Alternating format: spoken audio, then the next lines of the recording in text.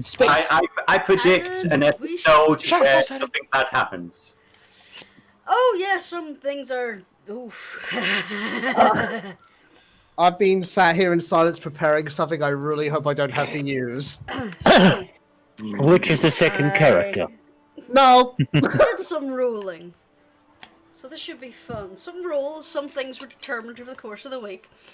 I've set up several maps. I expect none of them will be used. However, every old map will be used for some reason. Maybe. Mads wakes up and says, "Let's go to Chult." What do you want to go to Charles, my friend? I just have a feeling. When we last Come on, had our everyone will heroes- use my tree. The irony is, And, if Peachy is leaving us this episode, then yeah, they're going to chill. Alright, so, when we last left off, our companions had returned home after a failed attempt to apprehend some nefarious members of a shadowy organization who had attacked a villa in the more well-to-do area in the town, in the North Ward. Unfortunately, the nimblewright they had been hunting down, who had been at the residence, escaped during the commotion. And unfortunately, due to some circumstances, the Watch was not happy with the intervention, seemingly under the impression that after they were denied a rightful warrant, they went ahead anyway. So, home, tired, some battered, a little embarrassed as the guards were telling stories about the fall down the stairs. Some members of the party collapsed in bed, while one decided he had other things he needed to do and snuck out. So, Rascal, Yes. your choice is now. You choose to check out the field ward. Yep. Did you go and try and look for information around the villa first, or did you head directly to the ward? Head directly to the ward. I doubt I'm welcome round the villa right now. Okay. So while the rest of the party sleeps, I would like you to roll me a D100. 7. Okay. So, you spend 8 or so hours scanning the streets. Mm-hmm. From, well, I'll say this is for the first 4 hours. The first 4 hours you start scanning the streets, walking the field ward left, right, and centre. You encounter quite a number of people here. Yeah. Most of them appear to be basic labourers. Mm-hmm. Those who would work in the fields outside, those who work in the factories, the manufacturing places in the sea ward and such. Mm. You see people with their hands stained with dyes who work at the tannery. Mm. It's just, these are the working class people. This area is full of close-leaning alleys and tenements, and a kobold walking on its own does garner some attention. Every now and again, someone will be watching you, looking mildly confused. Others seem to look at you as though you might be an easy target. You encounter a few other kobolds in the area, but they seem to cluster together. Now, any kobolds you do see, you do not see in a group less than 5. Yep.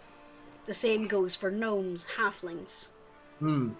Almost nobody here is on their own, so you draw attention. Yep. Do you approach anyone?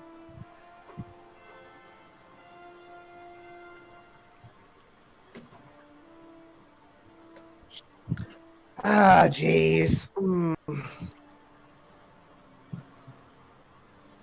Sorry, I have to really think about this. Do you actively search by asking for directions and assistance from the people around, or do you... Well, here's the Just thing. wander. Here's the thing.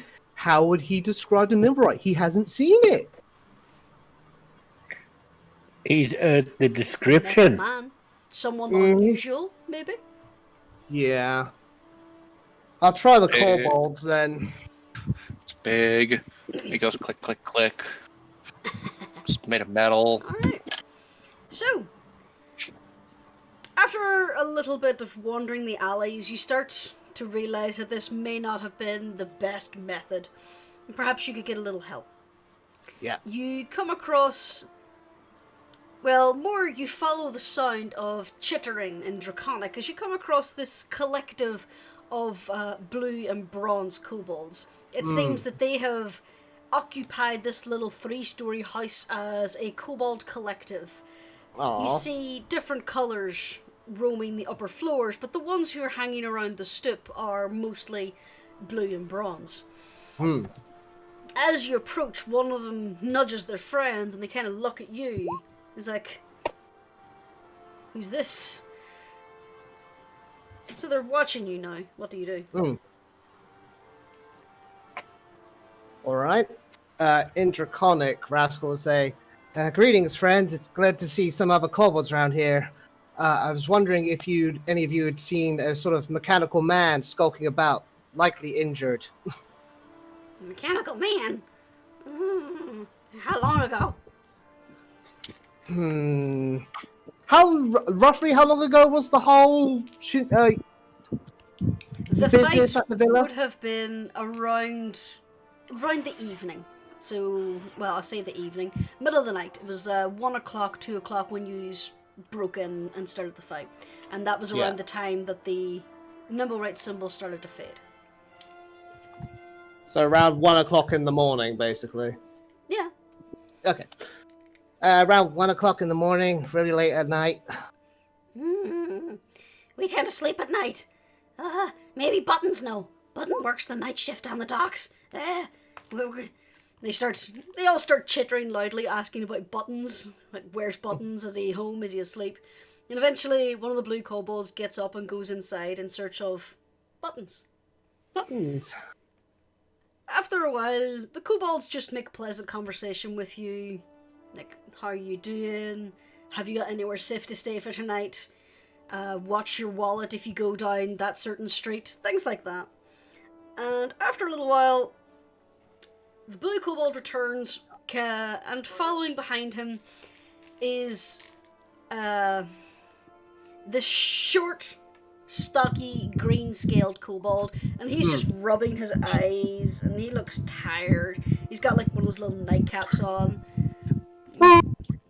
and pajama bottoms, and he comes out and he squints at the light. Like, even though this tenement is being overshadowed by a whole bunch of buildings where it's in permanent shadow, which is why the kobolds occupied it, it's still bright during the day for a kobold that works at night. So, yeah? Hey, hello, Buttons. I was wondering if you could help me out. I'm trying to track down a mechanical man, maybe cloaked, maybe injured. Your friends here said if anyone was likely to see him, you would have. It's around 1 o'clock in the morning. I want you to roll me a straight charisma check with advantage. Yay! Bunny's very charismatic. Here we go. Why? Why? You need this! Okay. Buttons just kind of sits there and scratches his muzzle. And at one point, his eyes just kind of slide closed, and he starts to nod his head. And one of the red kobolds just like, not red, sorry, the bronze kobolds just like shoves him, like elbows him, like, oh yeah. I did see something unusual when I was coming home. A weird guy stooped over. He looked like he was wearing armor, but he was too light for it. He was sneaking around the sea ward when I was doing my patrols. He was real shifty-like. Kept trying to hide from people. Okay, that sounds like my guy. Thank you, Buttons. Thank you, fellow kobolds. Be careful, though. I think he had a knife. No worries. Okay. I got Buttons is I kind got- enough to tell you where he worked was a warehouse on the north side of the sea ward, which is relatively close to the field ward where you went. Okay. He gives you the general direction. He saw it around 4, maybe 5 in the morning. It was just before he ended his shift. Mm. And at this stage now, it's... By the time you started searching around now, it's probably around noonish. Mm-hmm. So, your choices now, you can continue to search the field ward, ask for more help, or try your luck in the sea ward. I'll try my luck in the sea ward. Take the Kobold's advice. You make your way over to the warehouse that Buttons is the night guard for. Hmm. I have no idea why I called this Kobold Buttons. But anyway. So, I would like you now to What? roll He me... collects them. Maybe. Another D100. This is now going to be the next span of the 4 hours. 44. Okay. Let's see the likelihood now. Okay. So, I was going to do a percentage rule where if I rolled beneath what you got, you would find something. You rolled 44. I rolled 4. He finds everything. So, Okay. the Sea Ward. This is mostly full of middle-class tenements, closer, further inland, whereas closer to the sea, it is the warehouses, the manufacturing facilities. At one point, you can smell a tanner. You have no idea where it is, but you can smell it. You see dye works. You see textile factories. This place is a bustle of activity. And eventually, you make your way to the warehouse button guards, which is just a warehouse that's used for shipping companies. Yeah. And you start circling out. You start in the north area that Buttons described. You start making your way through streets. They're not very populated until you start getting a little further towards the residential area because everyone's at work. Yep. Little Rascal makes his way through the streets. And eventually, you spot someone walking with a very odd posture down through the streets. He's very obviously trying to hide from people as he goes through. As soon as someone starts walking down the street, he'll duck against a barrel and pull a hood low over his head. But as he does that, you see the metallic shine along his arm. Okay. It seems extremely detailed and slightly off color. Looks like a gauntlet, but it's too thin. Too many mixed metals. As you watch this character, the head turns towards you, and then they disappear into an alley. Do you follow? Rascal will do so, yes. Okay. So just bear with me 2 little seconds while I get this now.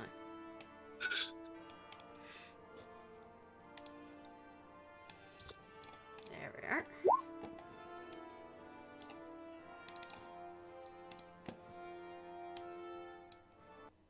Let me just get some more appropriate music. There we go. Okay. Can you see yourself there, little rascal? Oh, yes. Okay, there you go. You followed him down this alley. It seems this is the back of a working class tavern, but at the moment it's closed up because everyone's at work. There's no point in being open.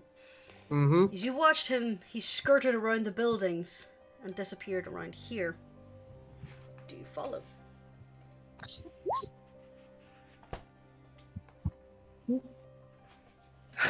Yes, guys in the chat. I'm tense too. I can barely breathe and my heart's thumping in my chest.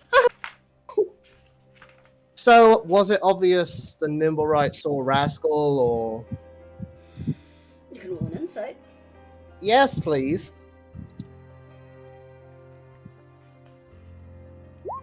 Oh, come on! You're not sure. Then again, you're pretty small and difficult to find as well. Mm, He's tired. Still very tired. yes, he is. His old kobold feet have had to travel a long way. I presume it's free movement, yeah? Mm-hmm. I mean, the token certainly looks like a wonderful person. Bear with, I'm just trying to get his stats, so just in case. There we are. Okay. So, what do you do? Okay. Rascal's gonna go around the corner with his hands up and open. As you round the corner, you realize that the cloaked figure is now standing against a brick wall. It looks like this alley is a dead end. He's currently running his hand around the wall as if trying to find a way out. And as you enter the alley, he kind of turns and again reaches up to pull down the hood around him. There's no need for that, friend. Don't have to hide from me. I just want to talk and help if I can. You may not find that easy to believe after the time I imagine you've had being used and abused and having to hide from everyone. But just no need to worry. Let's just have a moment and we'll figure something out.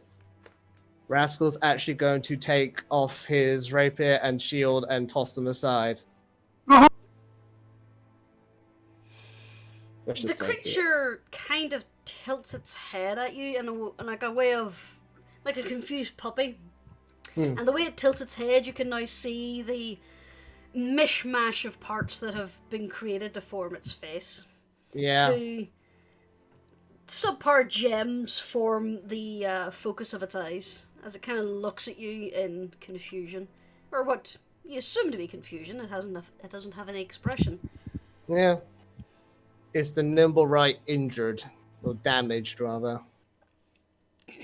It's still partially covered by this cloak, so you can't quite tell. Okay.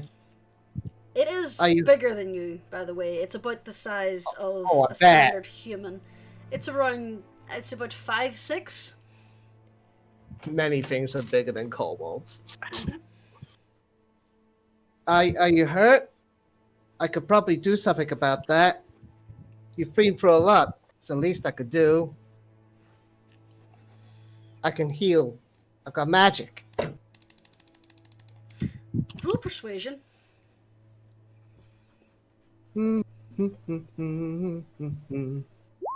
That's better, Rascal. Not fantastic, but better. Okay. It kind of stops running its hand along the wall as if trying to look for an escape and like turns like fully face you now and just kind of squats down to bring its head at your level and just watches you.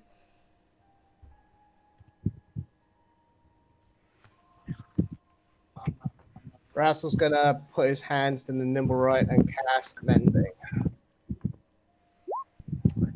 Okay. You put your hand on the nimblewright and cast your spell. Mm-hmm. As far as you can tell, your spell doesn't take any effect, whether because the creature is undamaged or because your magic doesn't affect it. You're not entirely sure.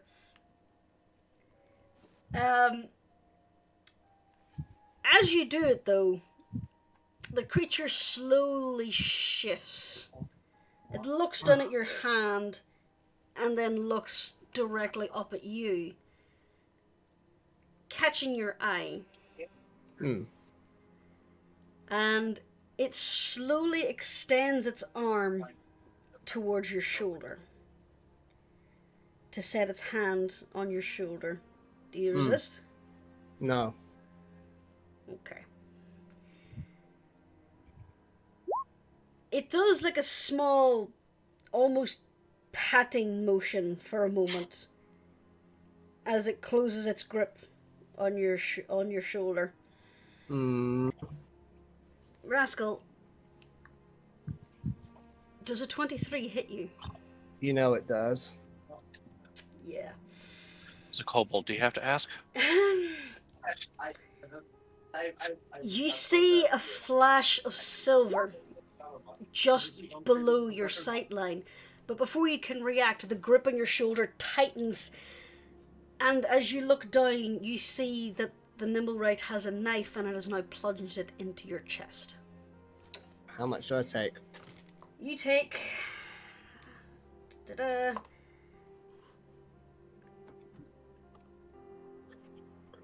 I can't math. 7 points of piercing damage. And I would like you to roll initiative. Oh no. Ah, dear. Whoops, I forgot to put my token.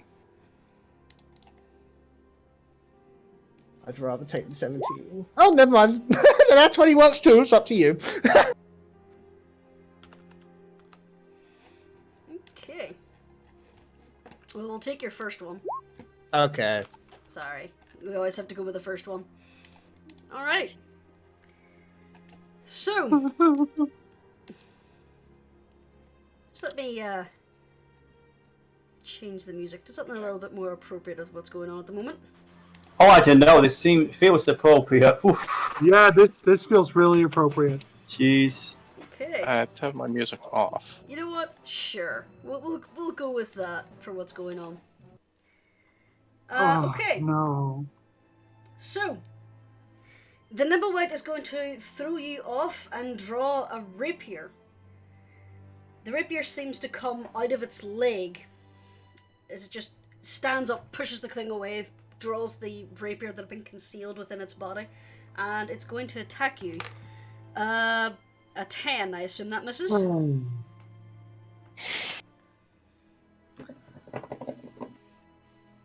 Rascal?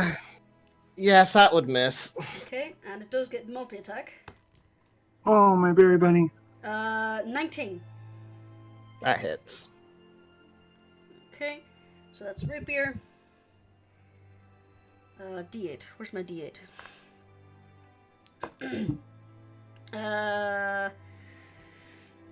I swear my brain's not working. So it's 11 points of piercing damage. And Hey. lastly, its third attack. Yes, Oh, it gets no. 3 attacks. 18. That hits. And that's 6 points of piercing damage. Rascal has 1 HP left. Oh no! And if Rascal runs, attack of opportunity. Unless it disengages. It's now your turn.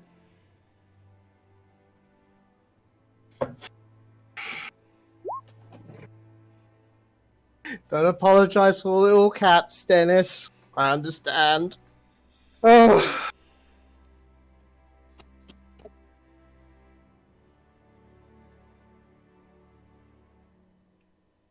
So Rascal's been stabbed multiple times.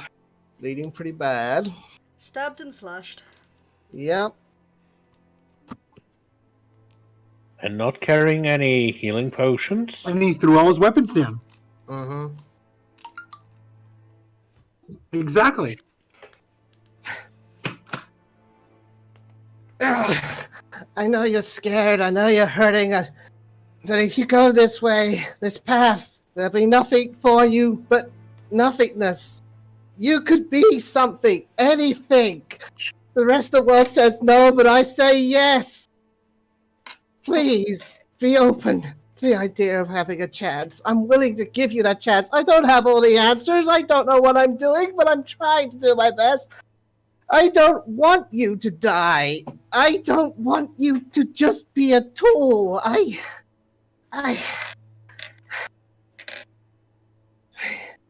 Please lay down your arms. And Rascal's gonna cast Suggestion. Oh, interesting. Yep. Let's see. It's Wisdom saving throw, yes? Yes. And what does he have to beat? Let me double check. 13.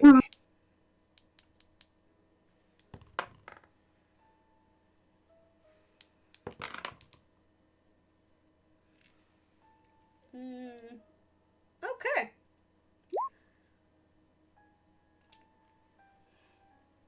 Alright. Anything else you want to do? That was your action. Yep. I got nothing else. Nothing I would do in this circumstance anyway. Okay. Just give me a moment. I'm looking at my character sheet just so I'm sure. Okay. Ba-ba-ba-ba-ba-ba.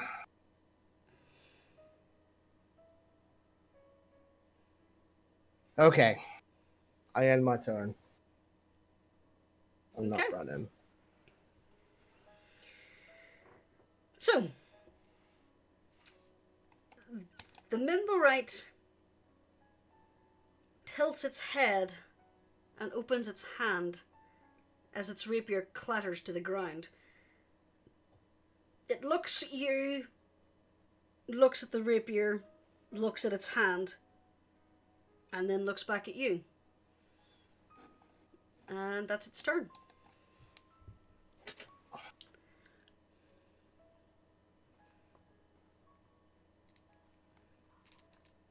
I don't know a lot of things, but I know that your father, Nim, was a lonely creature.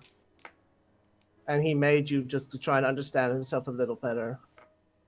And I know you kind of appreciated that, being kept inside much like he was. It wasn't good for either of you. I don't know how you got out. I don't know who found you. But I can find a way for you to tell your story. Nim can't talk, so I presume you can't either, but can you write? Rascal extends his notebook and quill. If you can't, I can teach you. I could teach you many things if you just give me the chance. I could take you back to our tavern and teach you how to play the lute. I'm trying to figure this out, but I just know I don't want you to be lost and scared and feel like the world is against you. I'm a kobold. I know what that's like. People just used me my entire life. Every day I had to kill to survive, to justify my existence. Which I'm sure is how you feel right now. But I don't want you to have to do that. We'll try and figure out a way to do it differently and do it better. And you're a whole new wonderful form of life. I don't want you to die. I want to know what stories you can write. Roll That's all persuasion. Yeah.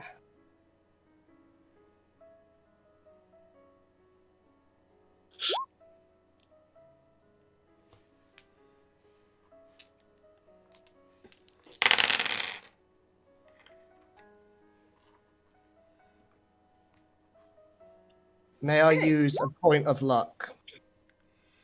You may. Hope this one's better. That's better. I'll take the 19.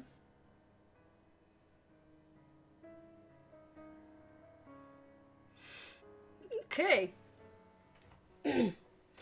As you're standing there holding out the pen and quill, the nimblewright, its head has just been like tilting from left to right as you're speaking. A little visor like clicks over the eyes, almost as if it's considering your words. It reaches forward and grabs the quill in like a closed-fisted grip and takes the book and just starts digging into the paper, leaving hard impressions of words without ink. And after a moment, it turns the book around and it simply says, You're interfering. And with a 19, he attacks you with his dagger. And you take 4 points of piercing damage. You know he's down. Okay. And with that, Mads, something is rousing you from your sleep. A weird feeling in your gut. Why are you so squishy, Rascal? Why are you so squishy? Squeeze his pillow.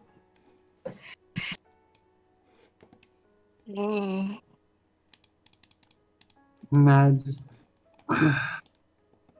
blinks her eyes open, looks around, shoulders slumped, eyes she's trying to open them up. Where are you, Rascal? That's good mushroom. The room is empty. Everybody? She looks around. You can roll a perception check. Yes. She's looking around for it. Okay. You start looking around. Where's your berry bunny? And you find this. Bear with me, I have to quickly do this and there. So, do you want me to read it or show you? How would you want to do this, y'all? Do you want me to do my Rascal impression, or do you want Rascal to read it? My only question, the only thing I ask is like, I thought you said Matt couldn't read, or was that a gag? Mads tells people she can't read, but she can read common. She Okay. lied. Clever girl. Okay.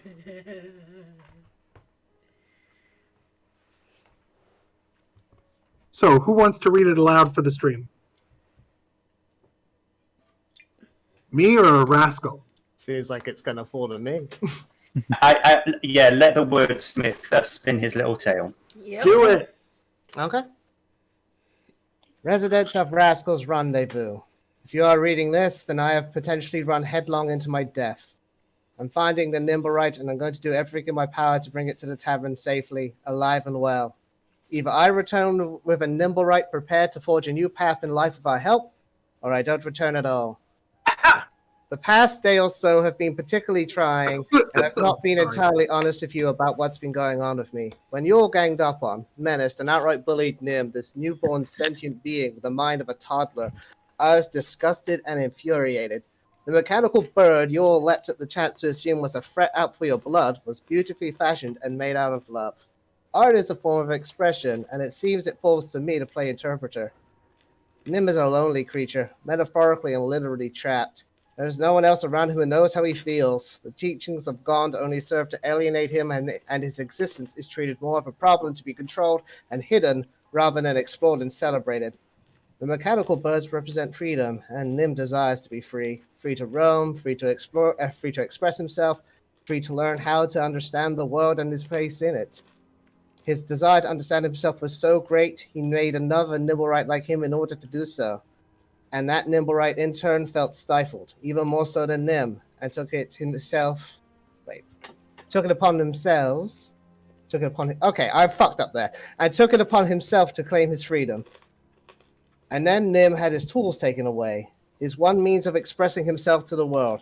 Now he sits in silence, more alone than ever before, while we're tasked with hunting down and killing his child. I can't do that. I was never going to do that. I've been trying to take matters into my own hands since the moment we were given the task, and now, finally, I can take the control of this horrid situation. You all declared me your leader, but frankly, I haven't felt like much of one. Part of me feels like you only named me leader because you knew it'd be easy to, literally and figuratively, go over my head. After all, I am but a tiny kobold in a big city, easily pushed aside. I'm not sure who's the more naive here. Me for my obliviousness to the workings of Waterdeep, or you all for believing I actually know what I'm doing. But I know what I'm doing now. I'm leading by example. If we are to be the heroes of Waterdeep like in our song, if we are to truly be known as Rascal's Rescuers, then we need to start acting like the people who deserve those titles. In my life, I have killed at least 8,370 people in order to survive. Likely double that. But now that I'm free, I get to decide what I can be. I get to decide if I kill or not. And I'd rather not. Once upon a time, my name was Brink, and I was a kobold slave who fought in the arenas of Calimport, the city of slaves, for the right to exist. My bardic tutor and first love, Blytheheart, gave me the name Rascal Skyreach and taught me that I was her beautiful ruby in the rough. She taught me to use my words and my music to bring beauty into the open wherever it may be hidden. She gave her life for that belief, for her belief in me, and now I go to do the same for my belief in the nimblewrights. Please don't interfere. Don't make me feel any more like Nim than I already do. Let me find out what kind of leader I am.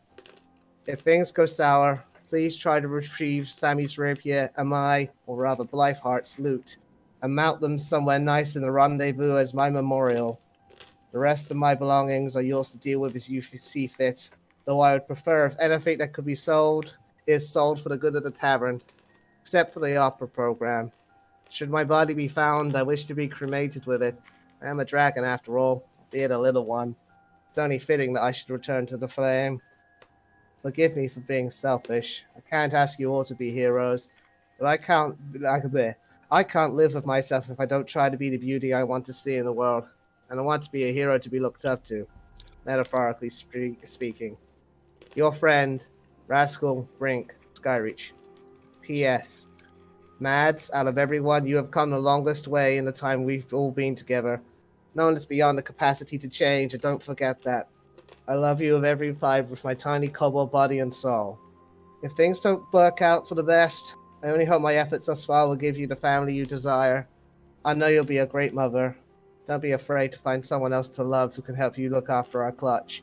And there is an obnoxiously long string of hugs and kisses. P.P.S.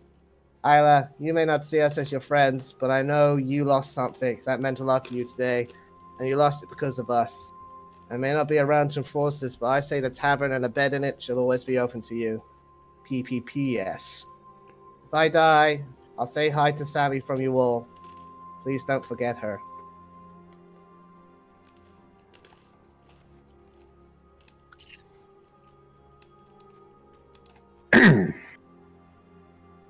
And that's all he wrote. Okay, Matt's not screaming. Wake all of us up and then we'll go and rescue him. How does Mads react to this? Well, like I said in the chat, she's shocked, horrified, briefly aroused by a number, and then horrified again. She stands, steps forcefully out of the room, yells loud as she can, Alia! And then heads down wherever the downstairs is. I can't find it on the map. Okay. Alia, I need you right now! Mm-hmm. She comes down and forcefully comes over to Alia and says, excuse me, I need a second.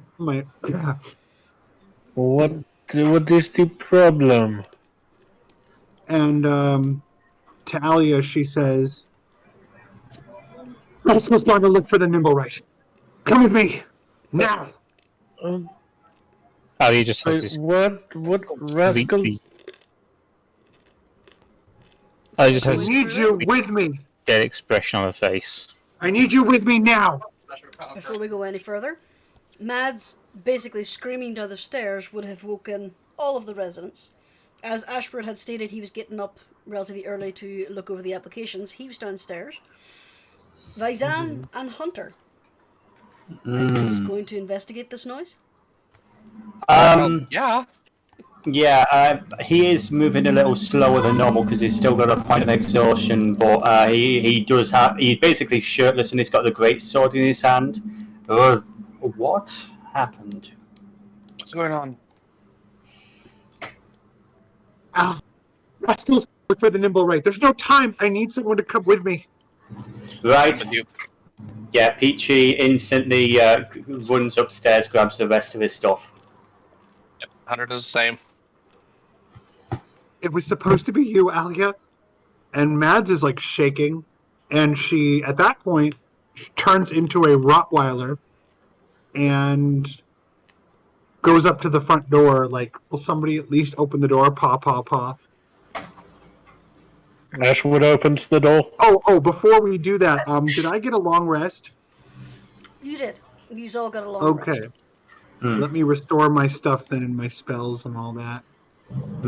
I wasn't sure, and So before you do that, Ali just goes, tell someone from the watch.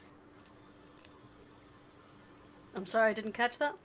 She goes, I'm sorry, you're wanting someone from the watch. I'm suspended, remember? does that happen before her transformation or after? Before. Okay, then before she transforms, Mad says, I don't need you for the watch. I need you in case anyone questions the dog. I don't want to get picked up as a stray. That's all. And then she transforms into the Rottweiler.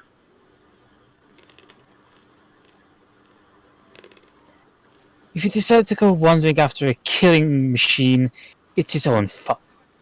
Oh, Scheiße. You come Mads- with us. Mads transforms into the Rottweiler and paws at the door. Funny, ever since I came with you, everything has gone to shit. Hunter steps up then and says, yeah, by your own hand, because you've been so eager. If you'll excuse me, I have to go and find a friend. Same. At this point, Peachy is thundering down the stairs, fully dressed and everything. Lead on. Opens the door, runs after Mads. Mm-hmm. Before she leaves, Hunter just looks back at Ala. If you even care about an innocent life, then come with us. If not, just stay here and wallow in your self-pity. And with that, she leaves.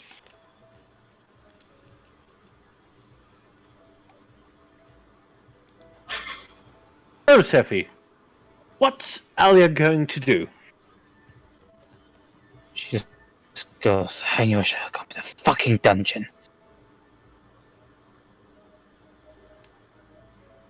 Fine, none of you are trained hunters anyway.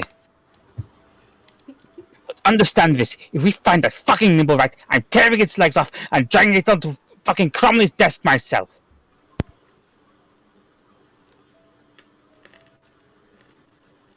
The very angry pitbull or Rottweiler. Mm-hmm. So at this point, she's pulling on this black hooded jacket, kind of belting it across the front. Okay. So what shall I what shall I Roddy roll to get this? Roll me a perception check with advantage because you have the keen sense of smell with you being a dog. Actually, just let me get the stats of a Rottweiler. As You a want me to roll a walking, second time? Sure, why not? It could be a crit. I need to get the stats of a Rottweiler. Just let me get my D&D bag. Yeah, I think we're going with the 16 base roll and the Rottweiler mod. Please excuse me for a brief moment. Mads isn't going to be talking. She's going to... I need to get some oxygen. I'm sorry. Don't you worry about it. No problem, hon. Sweetheart, never apologize for you needing to breathe.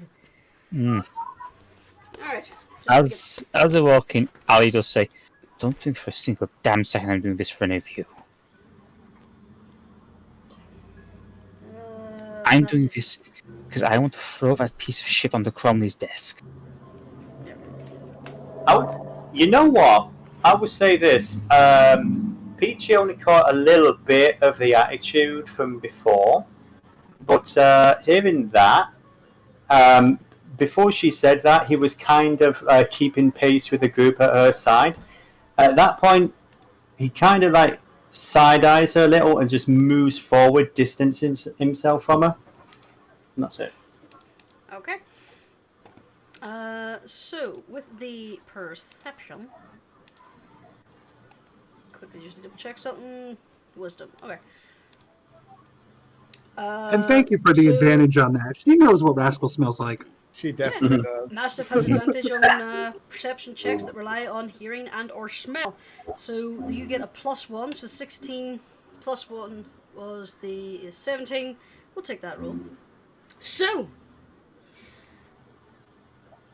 it's a little bit of a muddled mess outside your establishment, but after a moment you zero in on the scent of the renegade kobold, the rogue renegade rascal, and you just start bolting down the street. That is exactly what she does. She is not waiting for the rest of them. She is moving. The rest Yeah, of the party, as soon as she does, Fast as she can Hunter track. runs after her. Ashwood's running after as well. the rest of the party soon following after. At this moment in time, Rascal, Yes. roll me a D100. This now determines your fate. 50. Oh, Okay. There were 4 possible outcomes of what could have happened to Rascal. He has now chosen one. So let's find out. So, firstly, the scent takes you towards the northern gate, towards the field ward. You start sniffing around, but you smell... as you start to go through the gate, you kind of stop and double back because you can smell another scent trail going back into the south.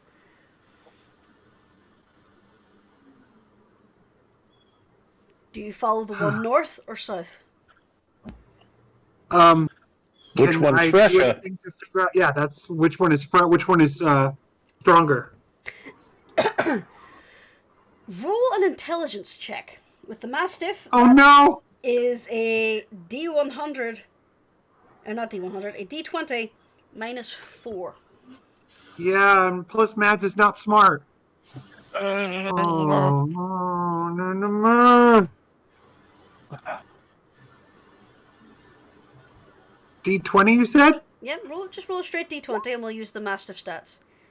Ah, Are too panicked. You can't quite discern the scent. In terms of a dog, it's not really that easy to determine how fresh a scent is, just that you can smell it. It's either there or it's not. To determine how fresh it is, you would need other indicators like footprints or disturbed plants. Like you can tell how long a branch is broken because of the amount of oxidation on the inside, but a scent trail, it's really hard. We're at a gate, right? are there any Yes. footprints? You All are right. on a main- Are there any main thoroughfare any on a cobbled guards? street. I can't hear what you're saying. One question for the DM. Ugh. Are there any guards at the gate? Oh yeah, of course. But Okay. you don't know what she Ashwood's smells. going to rush over to the guards and ask if they've seen Kobold, Rascal size, red scaled, long ears. If they've seen someone like that. Meanwhile, Mads is spinning around, sniffing the ground, confused and howling. I've seen a few of them. Hunter. There's about half a dozen or so. Yes, I mean someone who looked like he was searching for something specifically. I'm sorry, mate. They just walk through the gate. I don't really pay much attention to them unless they look shifty. And there's a Yes. kobold tenement in the field ward. There's a whole bunch of them there. They tend to live together in a little collective. There's a few who go and work down the sea ward. There's one who works down the castle ward, and now he's some sort of numbers guy. No, wait, never mind. Ignore that one. That one is a bronze skull. I actually don't know where most of the red ones work. So you say you didn't have seen someone dressed in typical bardic clothing, specifically? I couldn't tell you. Question for the DM. Given, right, so Mads is kind of spinning in a circle at the moment. Going back and forth between the two trails, sniffing like she... Okay, so Splitting the party? do any of the trails point to either the field ward or the sea ward? One goes through the gate, which leads to the field ward, and one is the one you followed up from the north ward, whereas the other kind of veers off a side street down towards the sea ward. Right. What about you? A few of you go and check in the field ward. Did I go with check with the kobolds living in the field ward? If he's got any smarts, he's been talking to them. Fair enough. Peach, and here's the And thing. we'll split up actually. Yeah, I take meds into the sea ward. So, Peachy, question again for the DM. Mm-hmm. Now, the rather charming recreation that Vaisan had a few days ago in that warehouse, was that in the Sea Ward? No, that was in the dock ward. That was in the one of the more seedier areas of the dock ward. Okay, so I wouldn't really have any knowledge of the Sea Ward then. Okay. Not really, no. Okay. Mm-hmm. Yeah. Now question. Would Hunter be able to pick up on Rascal's scent? You can try? Oh, please. Please, Perception, please. Please, Dice, work with me. Give us help, Hunter. Please. God damn it. Not Okay. 6. Silly question. Yeah. Could I try using? Technically, it wouldn't necessarily work, but divine sense. Trying to pinpoint something close to Rascal, at least. I'm not saying pinpointing Rascal himself. To pinpoint kobolds and dragonborns, dragonbloods. That's going to be very, very impossible. Yeah, Divine Sense is, I mean, literally I was looking at on my own sheet, as you mentioned, that's for any kind of celestial, fiend, or undead that's within 60 feet. Oh, undead is possible. Okay, no. Ooh. This is not going... Okay, my idea is not going to... I will say this, at Ashwood's mention, Peachy just goes straight towards the Sea Ward, and if anyone's going with him, or if Mads goes in that direction, cool. Otherwise, he's going towards the Sea Ward, and he's leaving Ashwood, and whoever's following him. Alia's following. Mads goes with Peachy and Alia. It looks like someone has an idea. So you are all going into the Sea Ward then? Well, hang on. Mm-hmm. You just mentioned dragon blood creatures. So that includes dragons, dragonborns, and kobolds. Mm-hmm. That's primeval awareness, which Divine Sense kind of... Okay, primeval awareness. You can focus your awareness on the region around you. Aberration, celestials, dragons, elementals, fae, fiends, undead. You know what? Roll me a d20. Below 10, no. Above 10, sure, we'll allow it. Red Hunter. Fuck! Sorry. What about me? Oh, that was Ashford. You know what? Sorry. We'll do the same. Okay, give me a second here. I'm actually burning my Divine Sense for that. Because I'm trying something that's a little bit out of the usual. Oh! Yes. Okay. With that...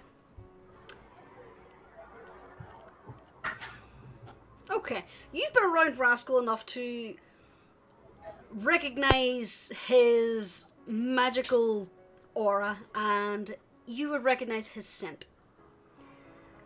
So, I will let you roll. Okay, as you're there, you're just sitting sniffing, and you do get the slightest hint of his scent. So roll me another perception check with advantage to see if you can perhaps pick up a trail. Rascal for Men, the new scent from Calvin Klein. It's going to be very difficult because you are in a urban area with a lot of foot traffic. Oh, Okay. please let go. You seize on a scent that you are certain that is Rascal, and that goes towards the field ward. Is it a stronger scent? As I said with Mads earlier on, you can't really tell. This is the only one you can smell. Okay. Well, now that I know what he's tracking, or what he smells like, everyone, you go to the C ward. I'll take someone and head to the field ward. Okay. I think it was Mads is sorry, go ahead. yeah, because so we've got Ashwood. I think he mentioned field warden. So we've got Ashwood and Hunter. Is anyone with team A? Well, technically team B, if we're considering Mads the lead on this. So who else is with them too? No. Okay. Nobody. Okay, then the rest of us charge into the C ward. Yep. Okay. Good luck, Hunter. Per Hunter.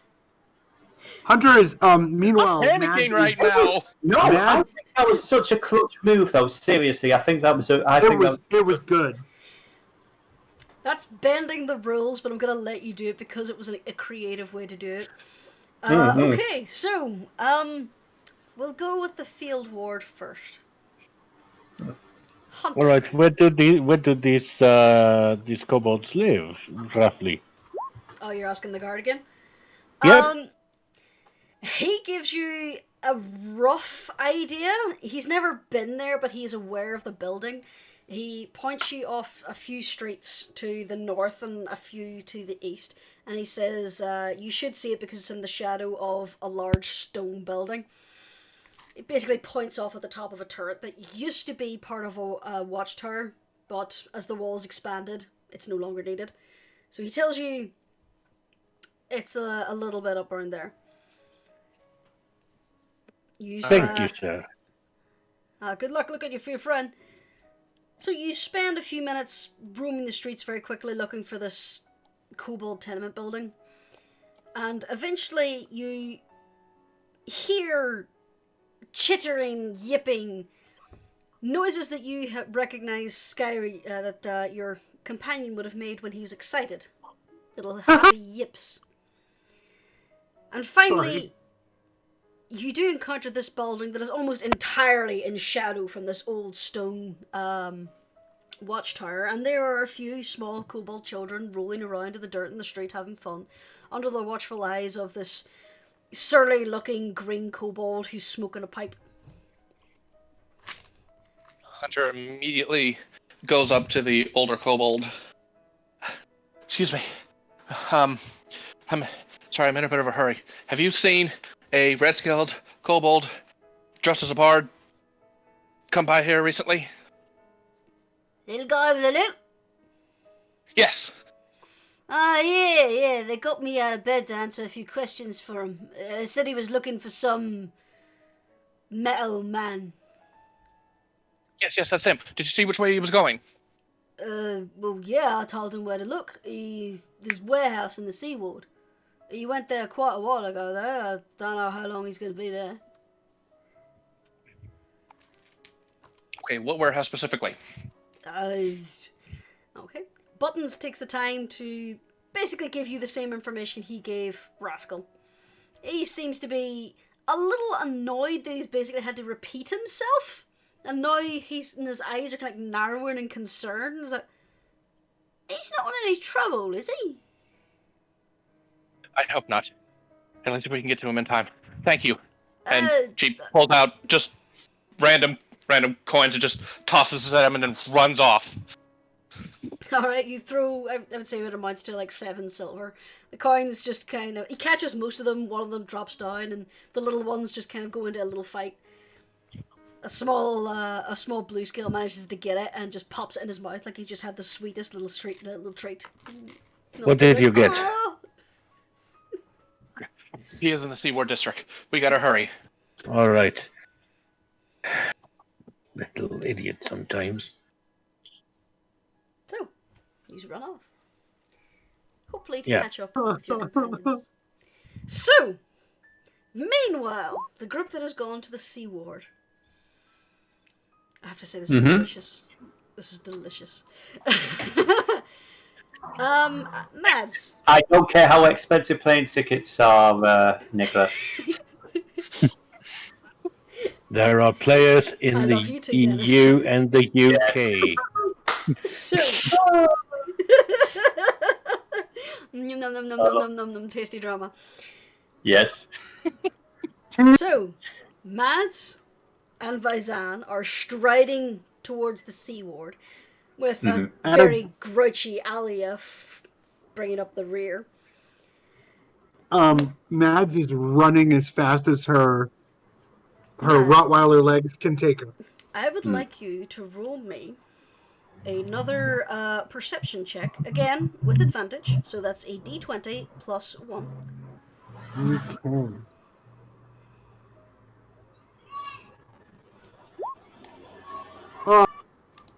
And again. All right. 17. That's better. Okay.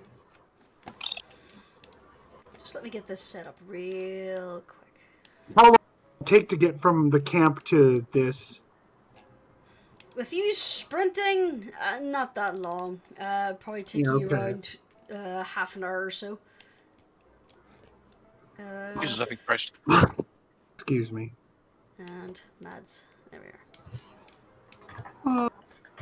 So, Mads, you get to this small warehouse district. There's a lot of scents around here that are like really making your little puppy eyes water, but you're able to stay zeroed in on Rascal's smell.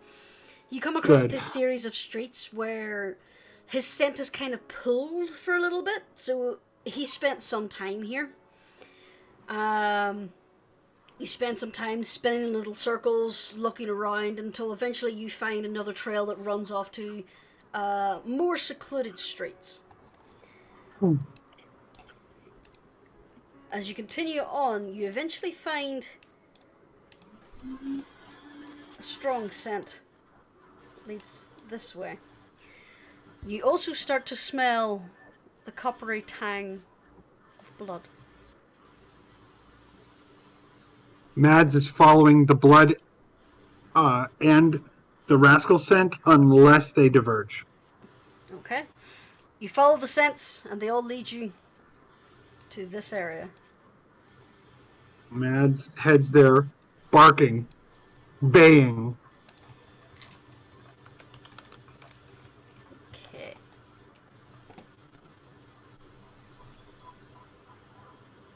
So, you round the corner, and all you find is a small puddle of blood. It smells like Rascal's blood. It smells like Rascal. Oh, gods. Howling. Inconsolable howling. Then she immediately starts to try to smell at the coppery smell. She wants to track that now. Alia is going to The examine. coppery smell is the blood. The irony Oh, smell, sorry. okay. It was the blood. Alia's going to examine for any blood spatter leading off in any direction. Same here.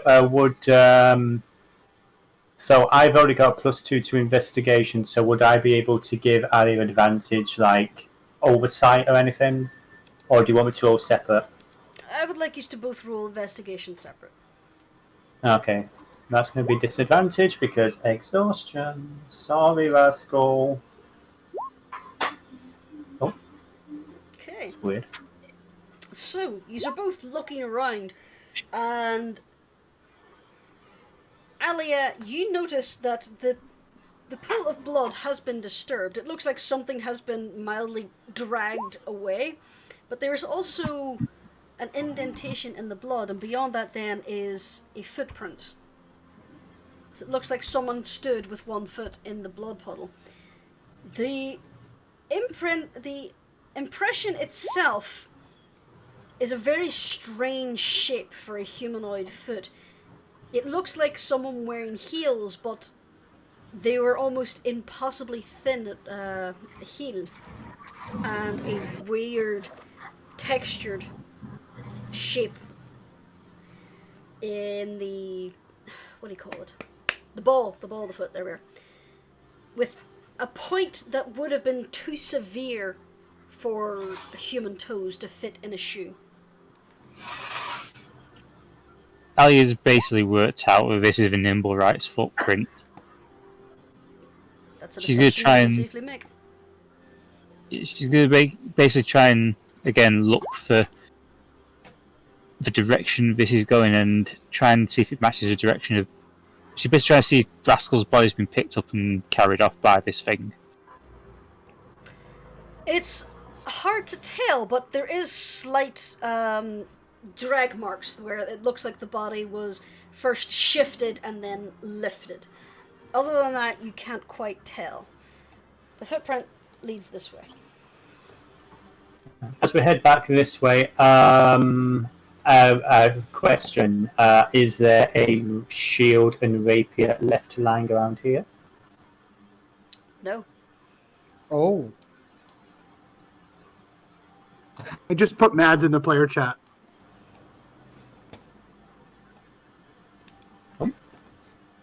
Nothing there, my dear. Last thing in the player chat's that Lost in Space reference. Anyway. Oh, I messed up, sorry. That's okay, that's fine. Here you go. Alright. So I assume you're just following the smell of the blood? On the He's trying footprints? to... Okay. Mads is like looking around at them when she got confused, and if they head off in a direction, she's gonna go nose to the ground, sniff, sniff, sniff.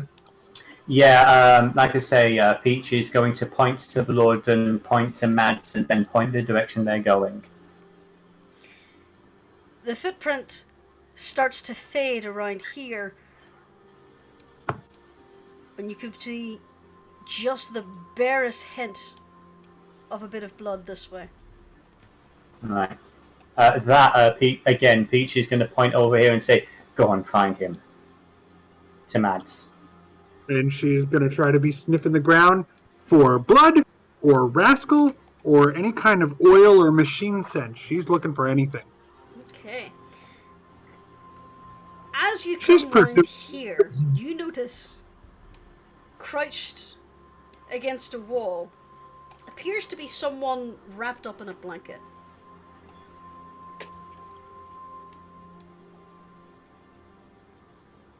Mads runs to the blanket person. They do not appear to be moving, and there is blood on this blanket. Mads licks the face. It's completely And if it's wrapped up. cold... You can't see who's in there. Oh, okay. Does it smell like Rascal? Yes. Oh. Rascal begins pulling on the... Or Mads begins pulling on the wrapping, and she's not going to change back until she's sure. Okay, so we are seeing this, yeah? Yeah. Okay, Peachy, jump for what pathetic good it can do. He's going to try and move past Mads. He's going to put his hand on the body and everything, and he's going to pump 20 hit points into it with his lay on hands. Okay, you attempt to heal the bundle. Nothing happens. Shit, he's ripping off the bandages, the bundle. As you rip off the blanket, you hear a heavy metallic clang and clatter as my cat screams in the background, as several pieces of a mechanical body clatter to the ground.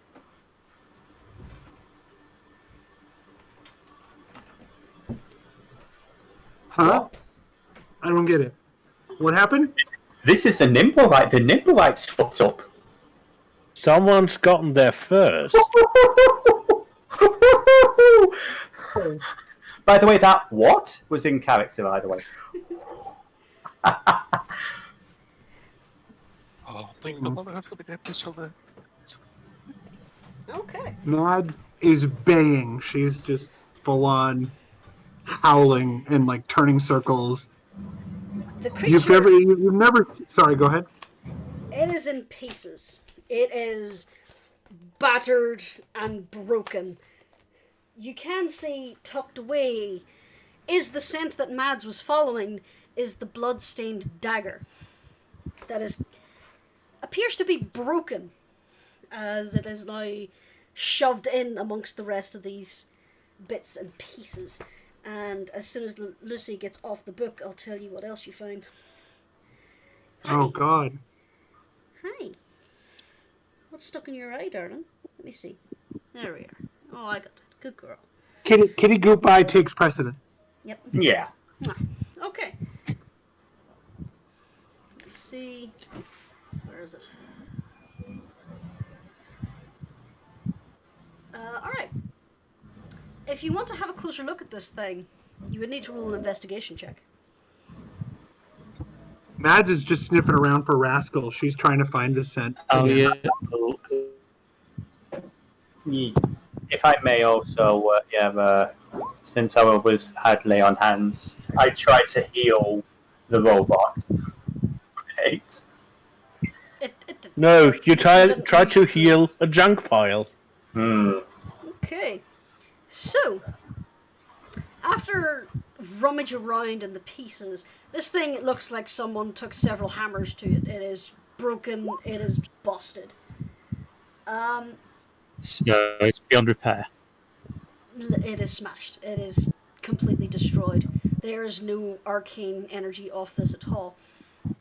But after some shifting around, you do find a piece of, just a wad of paper that has been rolled up inside one of the arm parts.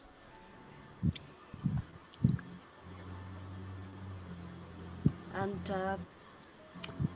Peachy, for reference, because you could not heal this thing, you did not lose your healing pool. So you don't. Oh, that's very kind. That's also very worrying. Thank you. Thank you. It's a lump of metal. He can't. Well, yeah. It was just like the power of Bane compels you. Okay. Now, if he had used mending, that's a completely different story.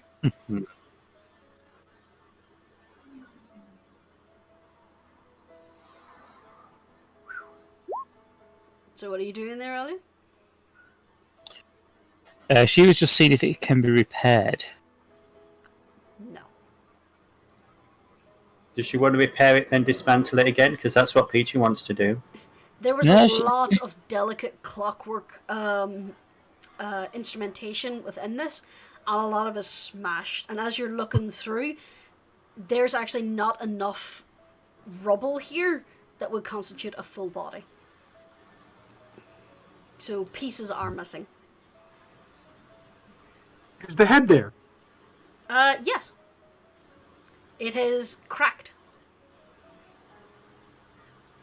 Vazan's actually going to stand up, is going to throw his chest back, and he is going to yell in the deepest voice possible, calling out for Rascal Skyreach. Ali's going to collect the parts up in the bundle, she'll tie it together and then just sling it over her back. Were you going to lift out that paper or just leave it in there? No, she's going to take the paper and just hand it to Peachy. Okay. Mads is shaking and sniffing and turning and shaking and sniffing and turning. Peachy, Yes. do you want to look at this before you bellow? I think it's just funny that this sequence of events. He's like Rascal, and then it's just what is this? It's funnier that way. Yeah. Yes, it is. Okay, Alia has given you over this piece of paper. It looks like it was wrapped around an internal strut of the nimblewright, somewhere to keep it secret and safe. Inside, you see what appears to be a depiction of a map. It seems to be a very rough drawing of an area in the city with a large X and a name next to the X. At the bottom of the map, there are instructions. Take the stone here. And the name on the map is Grinda Garloth. An alias of the social worker. Does that name mean anything to me? Full history. Okay. Disadvantage or regular? Regular. I appreciate that. So it's a regular roll. Even 12. exhaustion. That name's familiar.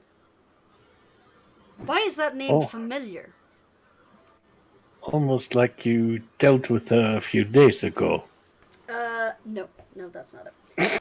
I was joking.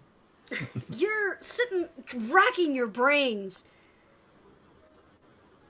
Something to do with the harbour. Something to do under the water of the harbour. The treasure hunter. That's it. You know that this is the person who usually trawls the bottom of the harbour in some sort of magical apparatus to gather lost treasure with the numerous ships that have sunken or been lost in the harbour. Right. So basically what I'm inferring from this is the nimblewright, and by extension that coterie of Zents were working with her? All you know that it looks like this was an instruction given to the nimblewright. Who the nimblewright, who got the instructions from, you can guess, but there's no way you can tell for sure. Yeah, okay. Beach is going to pocket that, keep that to himself. Alia didn't actually look at it, did she? No, she just doesn't care. Good. That's probably why she's going to stay alive a bit longer. So yeah, he puts... Joking. But yeah, he's going to put that away and the DM said, meanwhile. Did you bellow again? I did. Okay. Yeah, and As you meanwhile, bellow- Mads is howling. They're making a cacophonous noise to the point where people are now starting to look around. And Mads, you see a little flash of red just kind of dart behind a box at the end of the alley. Bolt. Okay. You scurry after it, and you go around the barrel. And the barrel, there's a hole in the fence that you can get in through. The fence is small enough that Ali and Vizan could hop over it without any real issue. Basically, the Goes chase through scene in the fence. Beethoven. Pretty much, yeah. I'm just going to go through the fence, Minotaur. Just boom! Alright. Yeah, shoulder it. Mads, as you get out into the street, you get a clear view of what you're chasing. You're chasing a red kobold. But you get excited, your tail starts to wag, but as you watch, you realize this is a short-eared kobold. It's not Rascal. He's running towards a warehouse near the end of the street. And outside this warehouse, you see, standing, looking mildly confused, Hunter and Ashford. Hunter Ashford, you would have heard the crash and see Vizan just basically now standing with a bit of fence just kind of hanging off his horn. You do know there is a front entrance. Moo. Every time, that makes me giggle. How now, mother? And now there is also a side entrance. So, Did you find anything? As the two of you are standing there, this little red kobold just sprints past you into the warehouse. And he starts jabbering quickly in Draconic, and then just suddenly just all these little heads of kobolds just start poking out and looking around. Hunch heads for the kobolds. She is despondent, though. So you're just running down the street barking? She's not barking. She's panting. She might as well look rabid. She's like shaking and panting and. Alright. From inside the warehouse, you hear, "Close the door! Mad dog! Mad dog!" And the massive warehouse doors, there's like 4 little kobolds just pushing this. It's just clattering to close.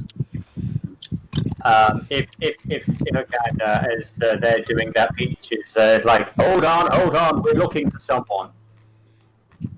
And Rascal Skyreach, and I describe, red scale, I think he was injured in that alley. Control the dog! Control your bloody dog! Mads, Peach is actually just going to yell out Madeline, and he's actually going to try and grab her. Are you going to try and resist, Mads? She actually turns back into human at this point. Okay. Captain Vizan, you just have Mads by the scruff of the neck. She's just standing there with a big grumpy face on her. Not grumpy, pale and panicked. The kobolds start chittering in Draconic. Do any of you speak Draconic? I think we have one. Aside Yes. from Rascal. Hunter speaks Draconic. Okay. Hunter, do you hear them basically chittering? They're talking about the alley. Which one? What do you mean, which one? The one with the fight? Oh yeah, that one. Where's the little guy? Dunno. Should we tell them? I don't know, they're big people. I don't think we should trust them. And they're just basically having this little conversation, and the more they're talking, the more kobolds are now joining in this conversation, where it's just this draconic cacophony. If you look around, almost all the employees in this area are kobolds, aside from the foreman, who looks to be a gnome. A gnome who, funnily enough, has his face painted blue. But aside from that point... Quick Yes? question. Hunter looks back, Mads looks back and says, "Can anyone understand them?" And at that, Hunter, already hearing all of this, just gets on her knees and looks at the kobolds. Please. It says in Draconic. Please. If you know anything, tell us. Do you If speak he's that? alive, we can save him. Roll persuasion with advantage because you spoke in Before Draconic. before that happens, can I add something? Sure. Mads was asking, while Hunter was starting to speak in the language, Mads interrupted and said, panicky, "Do you understand them? Do you speak it?"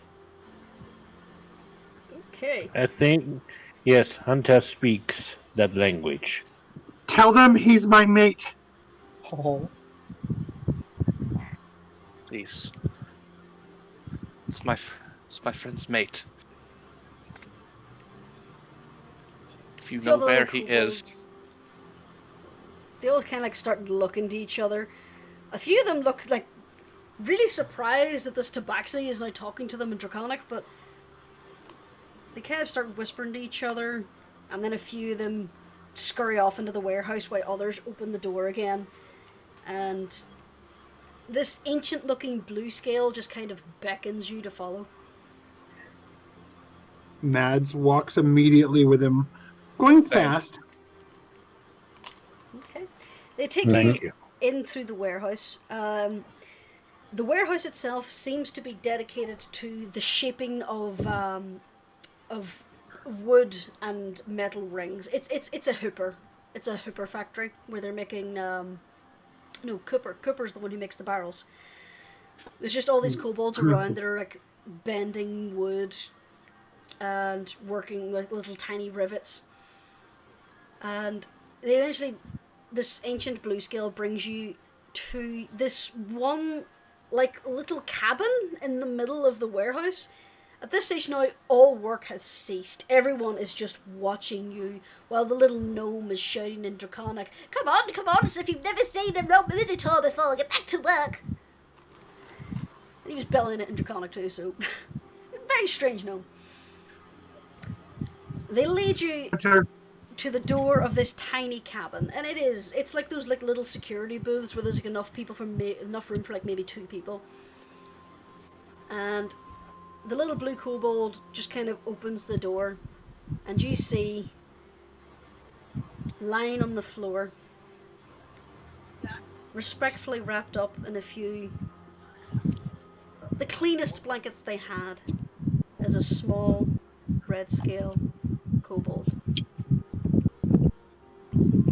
lying very still is the form Mads of takes the Rascal. drink. Mads drops down onto her knees.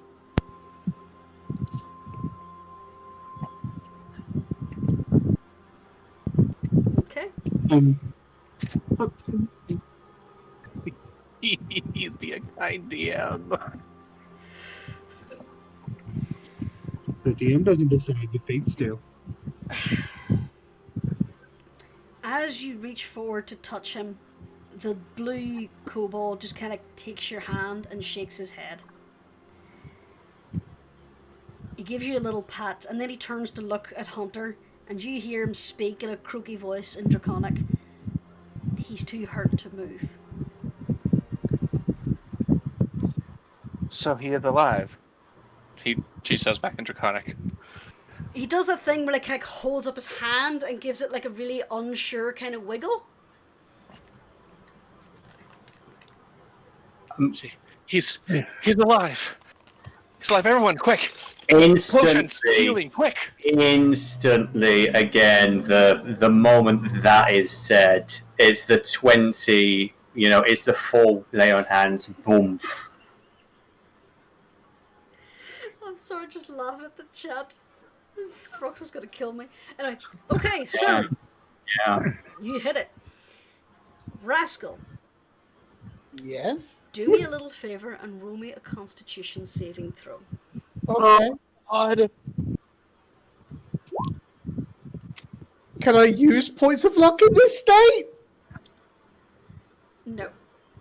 Fuck it. However, you passed. Woo. Basically, if you rolled under 5, you would still be unconscious, but with that, you slowly blink your little eyes. Your body is aching. It feels like someone just stamped on your snout. You've had mornings like this before after you've almost lost fights. Your chest is burning from the magically healed wounds. Your muscles are stiff and sore. Your head is pounding. But you can just see a fuzzy outline of a familiar tasseled head. With tears just covering her face, and just over her shoulder is the large bovine form of Paxseed, whose hand is gently rested on your head. And you see Hunter with just this face of absolute relief, and under Hunter's arms is Ashward, looking like he's ready to faint.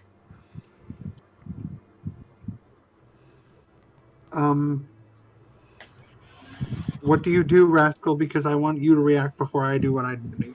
Well, it's the thing, like, can I? What am I capable of in this state? You are blearily conscious. You recognize your friends are there. You have no idea where you are. You don't know how you got here. The last thing you remember was getting shanked by the nimblewright.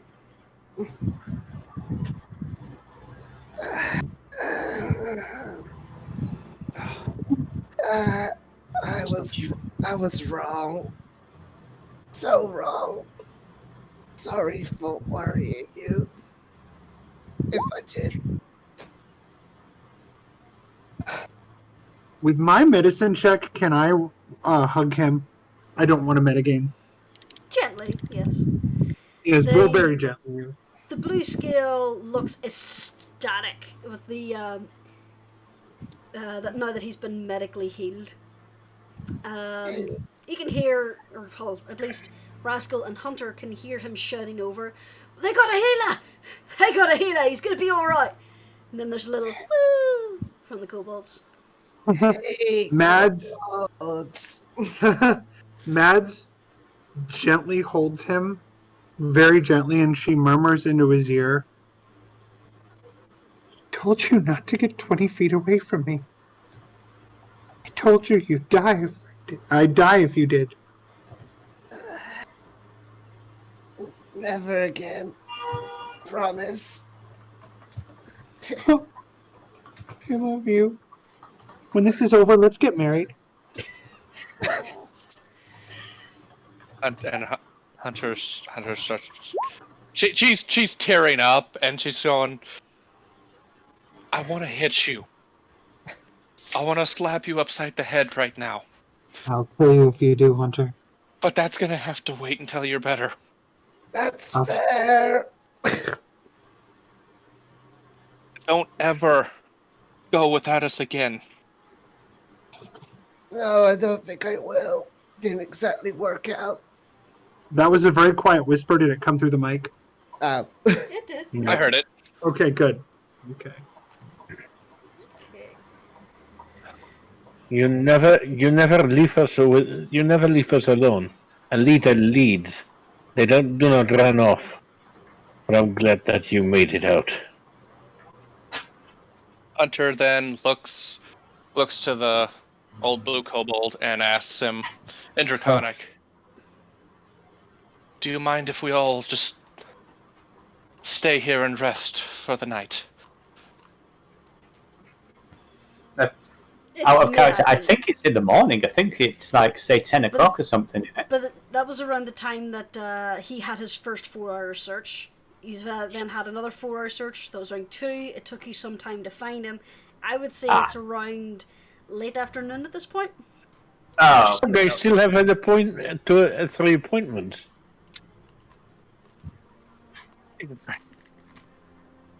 Okay. Well, clearly he can't be moved. For the Well, moment, he needs that at was least before he one got more healed. long rest. That was before he got healed. Okay, so he can be moved now? You can check with a medicine check if anyone wants to try. Yes, Mads. Mads. Oh, poor Mads. She's overcome with emotion. Yeah, Pads is just cuddling this poor kobold. Hunter and Ashford. Rascal is also in nothing but the blanket he's wrapped in, by the way. So you can see quite plainly he has stab wounds and all across his chest. Wait, he's naked? He's butt naked. Yeah, I well, think he has little kobold dingus hanging out. It's internal. that's Come under on. the blanket. He's just like chest up. Yeah, I was gonna say. We gotta The protect his magical dignity. PG or PG-13 blankets. Yay! I like those. Those are awesome. When you Come on, came we- in, he had like a poultice over some of the wounds and some really rough bandages, and they looked very, very fragile. With Peachy's magic, his wounds don't look so much more like fresh wounds anymore. They look like they've been healing for a day or two. So he's no longer fragile enough where if you move him, his wounds will open. So he can be moved, but he probably won't be able to do it under his own power until he's had at least a short rest and a little bit of food on him. Come on, then. Let's get you back to the tavern and get you some rest and food. And Hunter goes to pick him up. Thank you, Hunter. Thank you so much, Hunter. With everything that's been going on, I almost forgot about the tavern. Are you too wounded to kiss me? I don't think I'm ever too wounded for that. Mads gives him a very G-rated peck right between the snoot. Oh, he gives you a lick back. Ashworth's actually turning to the blue painted for the foreman. Okay. Uh, did any of the workers in this factory find him? Oh yeah, we all find him. Quite a commotion over there. Let's see. Where's Sitsnout? Sitsnout!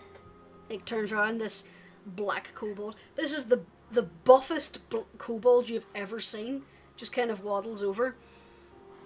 And he briefly explains that Rascal had come to their tenement earlier in the day, before they started shift. Someone got worried about him, so whenever they were coming for their shift, they decided to have a little look around for him. They heard the commotion. One of the little bronze scales saw him basically get stabbed, so he ran to get the rest of the kobolds, and the kobolds grabbed their hammers and went and beat the ever-living shit out of the nimblewright. A kobold solidarity. Pretty much they swarmed him. And as you say this, you look around, there are actually a few kobolds that are wearing, like, cogs around their neck. Let them keep those. I just One wanted of to them tell is you. currently using one of the hands of the nimblewright, the one that's missing, is using that to steady a part of the barrel as he's currently doing his job. So it's like an extra hand. I'm very, very thankful that you did that for my friend. Not a lot of people would do that to a stranger, unfortunately. Us kobolds have to stick together in this place, don't we? Says the gnome. So Snout just kind of looks at the gnome, just gives him a pat on the shoulder, and then goes, "Yep, us kobolds." Well, he Does Mads hear that all? Yeah. Mads actually says to the gnome, "Thank you, noble kobold," and then walks. Presuming Hunter has, Mads is actually moves back to Hunter's side with Rascal and says, "I'm gonna get you blankets. I'm going to buy. How would you like? What would you like? A nice diamond or a nice ruby? What would you like?" Partial foot to rubies. Yeah, that sounds great. Okay, I'm gonna go get you a ruby when we get you home. As you're starting Nice to ruby. go out, one of the bronze kobolds just kind of tugs on Mads' arm and just hands you this bundle of Rascal's clothes, neatly folded, along with his loot, his sword, and his shield. Basically, all his stuff. Cool. Mads takes that and holds it reverently. I will have to make certain that one of our kegs makes its way to the kobolds in the field ward. It's the least we can do. Just make sure he's okay. I'm fairly certain. Sorry, go ahead. I'm fairly certain that he will. She will take great care of him. And he points to Mads. I'm here to make sure he's okay. Oh, Always. Look after yourself, little Rascal. Be sure to come down and visit. Let us know you're all right. Rascal in Draconic goes, "I'd very much like that. I was feeling all alone until today. You all saved my life. I'll come visit you, and if any of you like, come visit us at our tavern in Trollskull Alley. Can't miss it. There's a logo of a kobold on front. It should stand out to you." The kobolds start Label chit-chatting to- excitedly. Yeah. Label to camera, Rascal. Nice. Well, Alright. that and he would generally like kobolds in the tavern. Label to camera. So, And to be honest, I'm fairly certain that even Ashwood would say rounds on the house. Hang out, At least a Wildcats, third. hang out. Echoing in Draconic, "Rounds on the house." the kobolds start cheering on. Woo! So, you gather up your companion and start making your way over.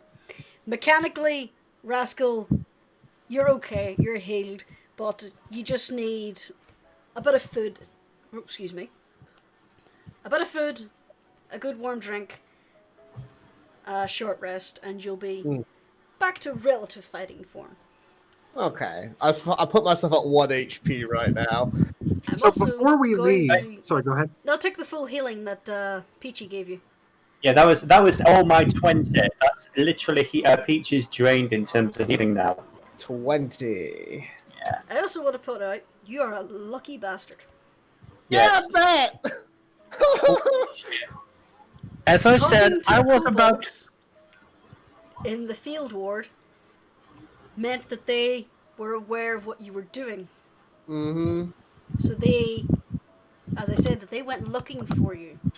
Yeah. You Kobolds then are good rolled a boys. percentage to see whether or not you bled out. 1%. If you had rolled under a 50, you'd have died. Oh, To be honest, good lord. I was about to ask the DM for a massive favor Yes? to let him at least live. I was on the verge when you saw the small figure. I was literally gonna have Mads, for the first time in her life, pray to gods.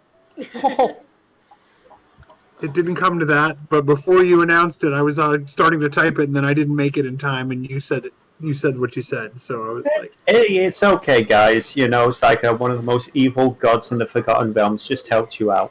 Yeah, It's fine. thanks, Let's just man. say- Oh, you one, buddy. Let's just say it Yes. would have been very interesting if he had have rolled under 10. oh, pieces, huh? Let's just say Rascal would have come back, just not as you would have recognized him. No. Well, hello, I am Rascal. Pleased to meet you all. Now let's just say someone else would have found him first before the kobolds did. Oh no. Anyways, Rascal. my heart Crush, kill, destroy. Exterminate. Oh, so I hope Crooks has a tissue on hand because, yeah, wow, woof. my heart Mads- can't take much more of this. Mads is looking through her. By the way, Mads is looking through her belongings and saying, "My scrapbook. Where's my scrapbook? Where is it?" Just gonna say what this has been going on. Alia's been looking for a couple of for the nearest guardsman. I would say you would find one rather quick enough. Devillo just sent you a And message. you hand over that note. What else do you do? Sorry. Basically, What note? take note to Barnabas. I'll be waiting here for him. What note? Alia doesn't have the note. No, no, she she wrote is her own. scribbled. She Okay. made one. Okay. Okay. The Go fetch guard, Barnabas. the guard kind of gives you a lock, and he's like, I can't really desert my post, but he starts looking around. I don't care, just get waves the damn down. note for him somehow. He waves down one of the other guys who's about to go off shift and hands him the note. And he heads off back towards the castle ward.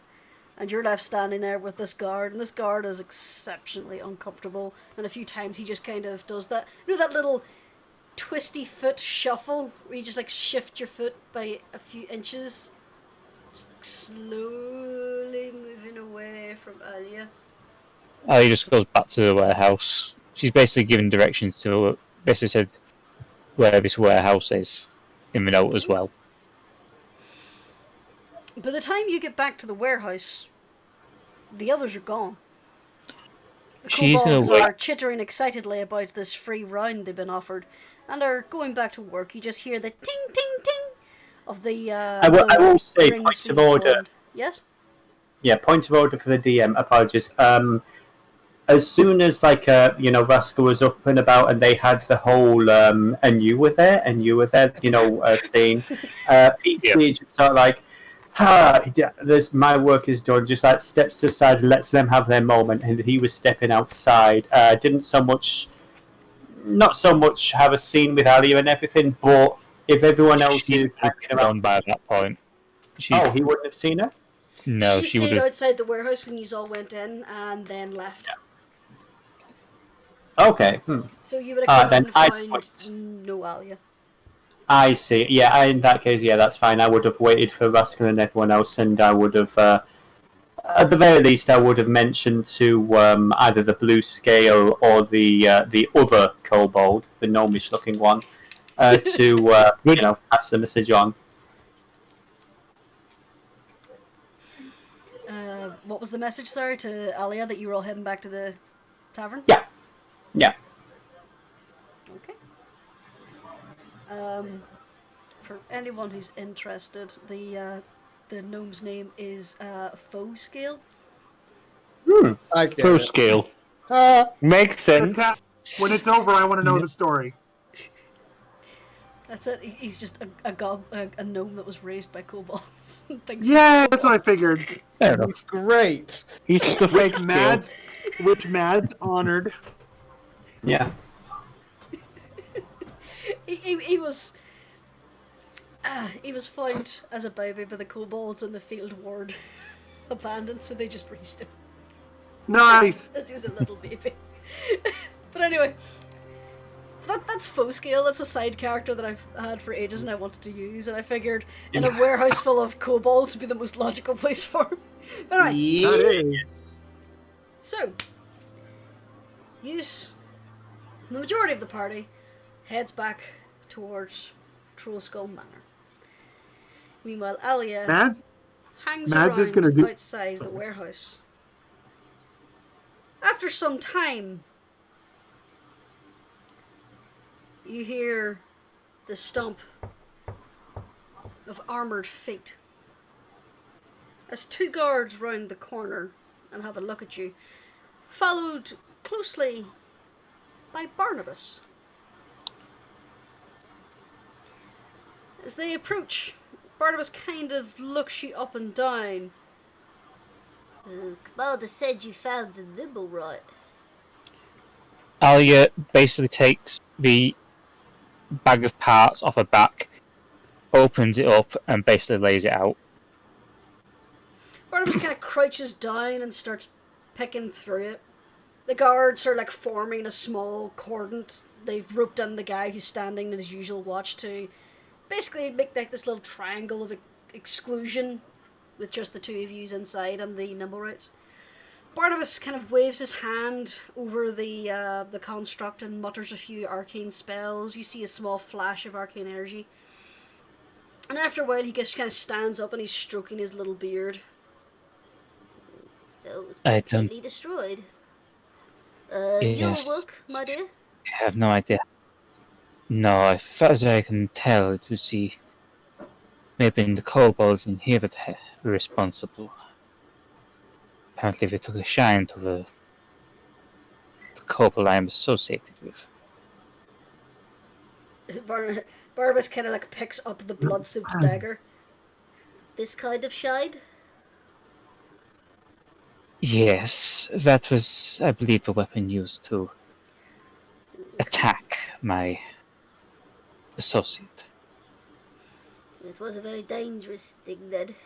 I'm glad it's, well, I was going to say apprehended, but deconstructed seems to be the correct way to describe it. Well then, Cromley will never say this to you, but I will. Well done, Alia. I'm actually surprised he didn't insist on coming out here himself with the shackles like I suggested. We didn't tell him. He's not exactly subtle in the fact that he hates you.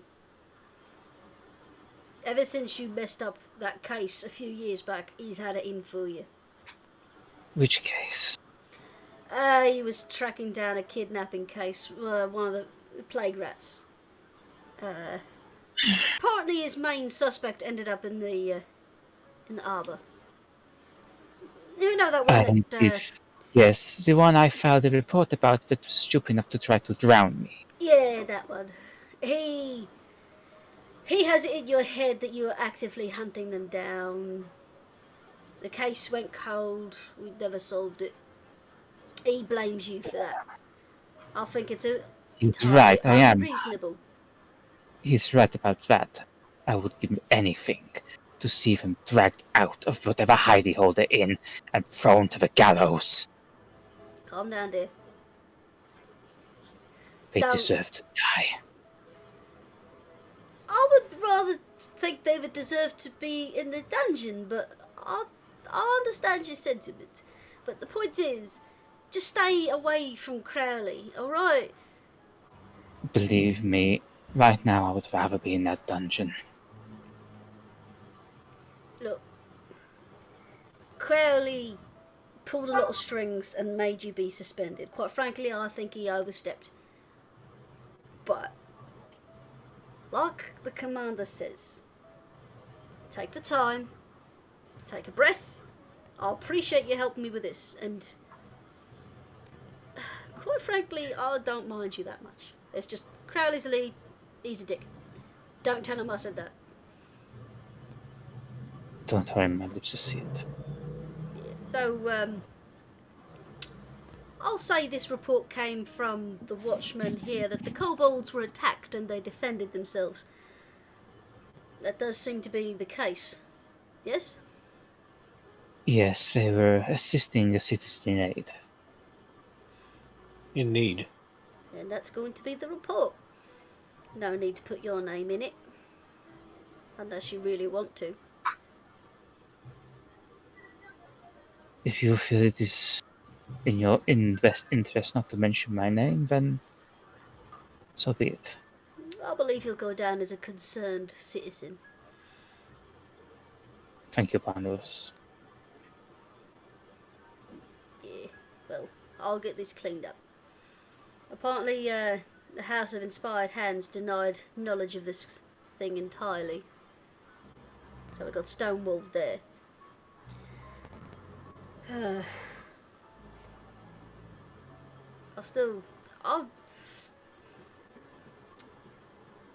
You know what? He kind of looks around a little bit and motions for you to come in close. Oh, he does. Lady Gruwald claims that this was a spy for the Black Network, Zentarum. I think she's lying. It makes sense. I doubt they would risk being exposed as anything untoward so early in their presence in the city. Yeah. So I'm trying to do a little bit of snoop around Crowhold Villa, but it's pretty hard. I don't think there's much else we can really learn from that, other than we know she's lying. Well, I feel she's lying. Cromley believes her because she's an upstanding member of society. But I really shouldn't be telling you this. She claims they were holding her family hostage. Most of the staff corroborate it. A few of their guards outright admitted they were working for the Zentarum. They were bribed, as he goes, but Alia thinks for a second, and has she seen the Zentarum symbol before? That's a question. You would have seen it in passing, but now that you're asked about it, you wouldn't have been able to pick it out.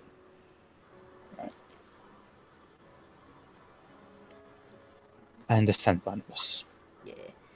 As far as the Watch is concerned, the Zentarum, or the Black Network, are a legitimate organisation of mercenaries. A lot of the ones we brought in for questioning, they seem to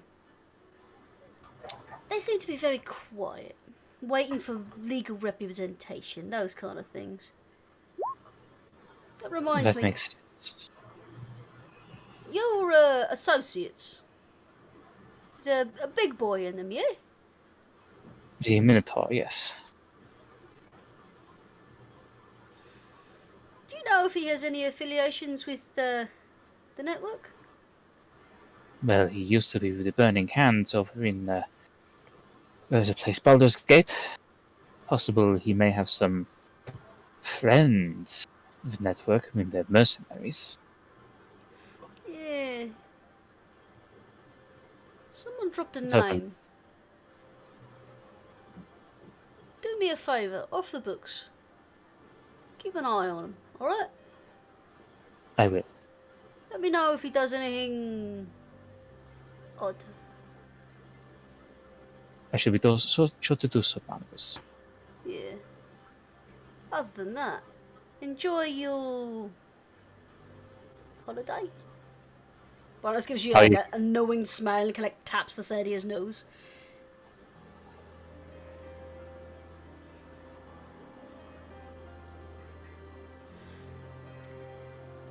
So, he crouches down and he starts wrapping up the bits and pieces in the bundle again. One of the guards crouches down and picks it up. Barnabas just kind of gives you a half salute and walks away. And just before he rounds the corner, he kind of half turns and says, yeah. Yes, Barnabas? Don't do anything stupid, alright? I won't. Alright. Look after yourself. And he turns and walks away.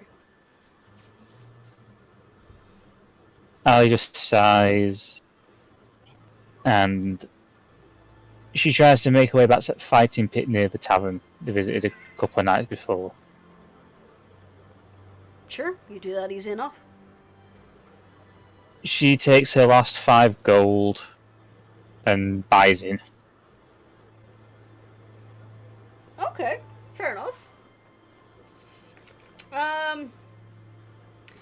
For simplicity's sake, roll me 3 d20s. Okay, 3 d20s. Okay. Okay. Beat.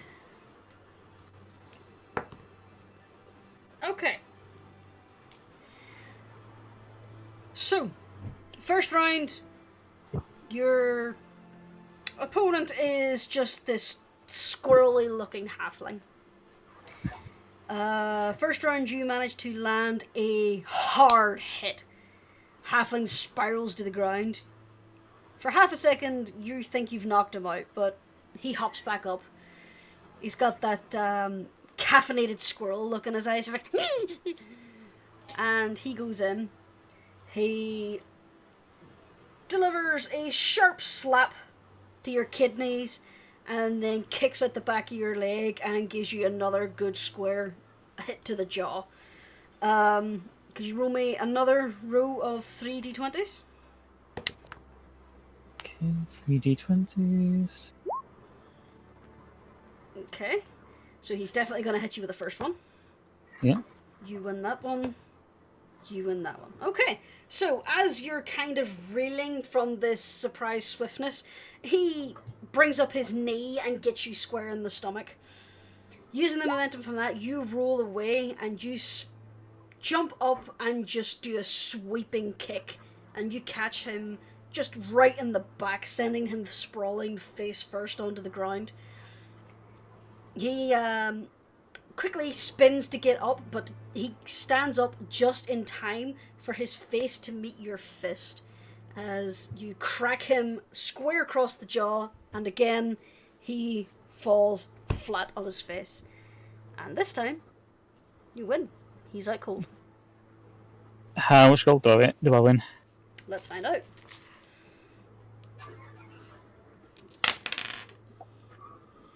The halfling was the favourite, so you were the underdog. You got long odds. You walk away with 70 gold pieces.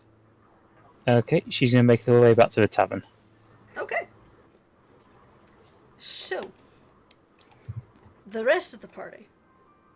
You managed to arrive back at the tavern. As they're traveling, there's a couple things I've been waiting to say. Mm-hmm. Did anyone respond when Mads was asking about her scrapbook? Um, Didn't you leave it back home? I'd be able to put two and two together and understand that she's talking about the journal that I picked up, yeah? Yes. Okay. Peachy will just hand it over to her and say, there you are, Madeline. Please, thank you. And before need they to leave keep the... Sorry. He was saying, you need to be careful what you leave out in the open, my dear. Okay. Gives her a look. Okay. I'm just going to give And us a quick point of order as well. Because something one of you's mentioned earlier on, I think you've got your time scale mixed. When you got home and talked to the brewer guild boy, that was actually first thing this morning. So the interviews and Hunter's date are after a long rest, so that is technically tomorrow. So I just wanted to Okay, I was completely confused because I feared that all of this was going to happen today. You slept from around 9 o'clock in the morning till like 1ish, 2ish. You slept a good chunk of the day, but it is still the day you got back from the North Ward. Alright. So the interviews are tomorrow. Alright. Yes. But I was gonna also ask, did Rascal's blood dry on the ground? It was still a little tacky, but mostly it had been there for a few hours. Would it be enough that Mads could make a handprint and put it in her scrapbook? There was more than enough for that, yes. Yeah. You do know we have ink. This thing called paint too. No, she's literally just putting her hand in it, and then she opens a blank page in her book, and presses her handprint down on it. She says, when they say what they say, she says, "It's just a promise." And then she closes her book and then goes back to what she's doing. And she's also going to stop along the way. If they pass anywhere, she can get a hold of a ruby. In the meantime, while they're doing that, Rascal Mads gets out the everlasting sugar bomb and gives it to Rascal. And she asks for it. She says, I forget who has the bag of holding. I believe Rascal. We have a bag of holding? I thought we did. No, that's Tuesdays. Oh, okay. I thought we had one. Anyway, whoever she says, we the wish. sugar bomb. Who has The it? sugar bomb, I put it up on the wall in the tavern. Oh, okay. Look back there. And so then she wants to go find a ruby real quick. She wants to find a ruby. I'm just gonna say, at some point she's gonna open up that scrapbook, that handprint, and underneath it's gonna be "We know." Oh, Everybody knows. I don't get that, but you know, It's a Skyrim reference. So it's the symbol of the Dark Brotherhood, the Assassin's Guild. Mm-hmm. Oh, all right. So I would say, going through the area that you're going to towards your own home, you do pass by what would be considered a middle-class jeweler. that'll do. They don't have any raw gems without their own, but you could find yourself a small silver ring with a ruby inset. Like it's a ruby, it's about the size of I would say about the size of a small D20. How much? For She looks a tired. ruby She's not of- haggling. A ruby of that size, they want 75 gold pieces. But there's a smaller one Rudolph. for 25 gold pieces. Rudolph, I need 75 gold, please. He has that much anymore. Does he not have it? He does. He's just doesn't like giving out money. So, he rolls over, pops his cork, 75 gold pieces plops out on the counter. Cork magically readheres, and Rudolph kind of goes, "Heh." Great. Now we're great. Now in Rudolph there should be less than 1,000 gold. Would one And, of you kindly edit Rudolph? yes, please. Are you really sure you want to do this out of character? In character, Mads is going to do something about it. You'll see. Okay. 75 gold is it? That's the full platinum. Mads has a plan. 35 gold. That means. Alright. 980 gold, 12 copper pieces are still in Rudolph. As of right now.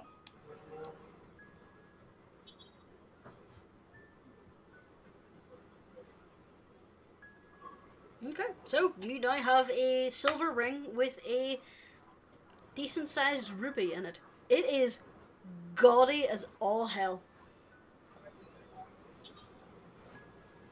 But it has a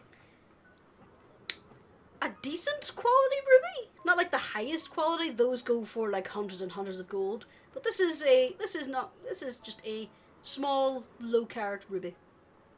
Well, I say small, it's about the size of a D20. Matt is going to keep it, and then she's going to take it over to back out to Rascal and give it to him and say, "I have silver on it. Is that going to be okay?" Question of curiosity. Like, I don't think Rascal can actually stand up right now, right? Oh, He's it's currently great. being gently cradled by Hunter. Yeah, I know. That's why she walks back in and hands him the points out to the ring Okay. and says, "You can handle silver, right? Oh yeah, definitely. Shouldn't be a problem.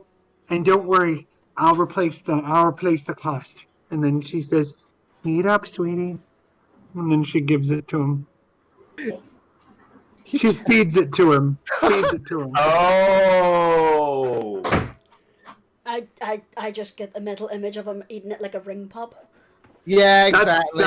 That is what I was going for. Yeah. Mad. Ring pop. I think you want the jawbreaker. I can get the everlasting sugar bomb down. 1 second. Mads ignores Ashword and just says, "Are you okay? Is that good, Berry Burning? Is that okay?" Pardon me. Yeah, he nods as enthusiastically as his like nearly dead body kind of. Yeah. You can tell there's a smile on those cheeks now. He's enjoying his treat. Okay. Pat seems to be enjoying something too. Some of you get it. In any case, Jurnis got it. Okay, but in any case, then they go back. Delightful. So, talks amongst yourselves. I unfortunately must use the restroom, so I'll be back a second. Okay. So we've got the jawbreaker now, right? Those is anything I can say because I'm currently fighting. Yep. Yes. Yes, you think this might actually be a little bit better in this? Just don't try biting. Actually, I would say probably let him finish the rubies. Ashword. Yes, Ashword. Let him finish the ruby. You can see, Pete, the more he's watching this really valuable item be eaten, it's just part. He's really pulling on a good act to be, this is fine, but you can see at the back of the eyes is just the internal screaming. Rascal's really making a meal out of it too. He's never been fed a ruby before, so this is like gourmet kobold shit. I don't know about you, but I should probably try to make something to eat for us. Unless everyone wants to eat ruby now. You know, this is just for Rascal. No one else. Personally, I have a preference for emerald. But anyway. But on test, my god. Oh, If your wife hears that, That's the name of she his might have a lover. word to say. Okay. Actually, clearly not in the know what is going on relationship-wise with those three. Yeah, you have no idea. Peachy's never talked about his personal love life. No. Yeah. Other than he is a married man. That's it. Yeah. He's a married Yeah, boy. basically, yes, basically he's a married man who seems to have a certain... Yeah, the basic tone whenever he talks about his wife is like, oh, I don't think that'd be a good idea. My wife wouldn't let me do that. So, I think Mads... I don't know if he's actually mentioned the race or anything of his wife, but you do get the impression that as scary as Peach is, he does as he's told when his wife's involved. Okay.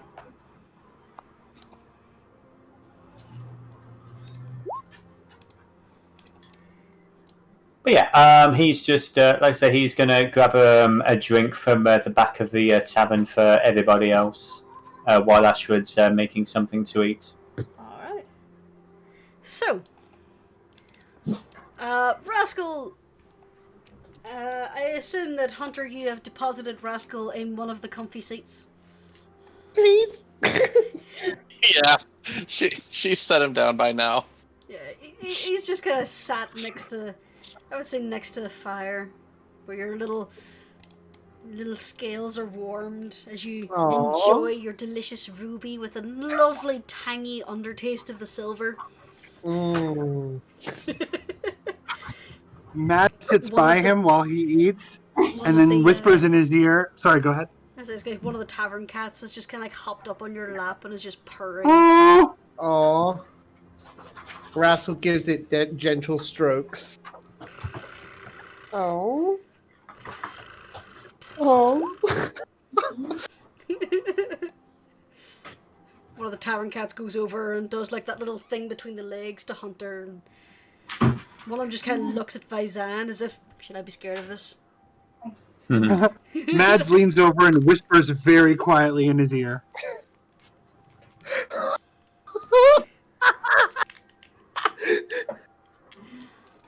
I have no idea, and I'm very curious. But anyway, so, oh my eyes, sure. Okay, so Ashford has gone to get something to eat. Alia is currently breaking the jaw of a halfling halfway across the ward. Rascal is taking a little bit of time to recuperate. Hunter and Vaizan, is there anything you would like to do? Hunter's just sitting at the bar, just somebody get me a drink. And then I'm going up. Sorry, go ahead. And then I'm going to collapse again. You're my hero, Hunter. You're my hero. Rock on, Mads. Everyone who helped is my hero. Even you, Ashford.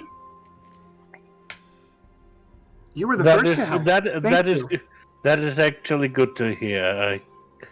I have some pancakes for everyone. Unless you prefer anything else, I'm fairly certain Rascal will give you a bit of his ruby if you truly want to see how many licks it takes to get to the center. Mads cringes and then shakes her head and says, "No thanks, Ashford. I'm sure you're a lovely cook, but I'm not hungry right now. I have to go somewhere. Alone. Will you all take care of my berry bunny while I'm gone?" Peachy actually stands up at that. Everything alright, Madeline? You can come too. He looks to the rest of the group. Right, I'll keep an eye on her, make sure everything's alright. Is there anything you need while we are out? It's just nothing specific. I just need to get out. I need to get out, you know. I need to get out. Yeah. Rascal's gonna take the ruby out of his mouth for a moment. Mads, Yeah. don't make my mistake. Oh no, nothing like that, sweetie. No. No, this is completely safe. I promise. Mr. Skyreach, Peachy actually turns around and he actually gets down, so he's on Rascal's level. And he says, I give you my word, I will keep her safe and make sure that she is safe. And Mad says, I'm gonna get some gold for the tavern. Okay, I believe you. I owe It's you my the life truth. after all. It's the truth. Boop. And she boops him on the nose. I love you so much, Berry Bunny. Just don't get yourself into trouble, okay? Never. You have my word, I will keep an eye on her. Peachy just gives a bow to the rest of the group, and he's going to exit stage left along with Mads. Okay. Yep. Ashwood, what's a pancake?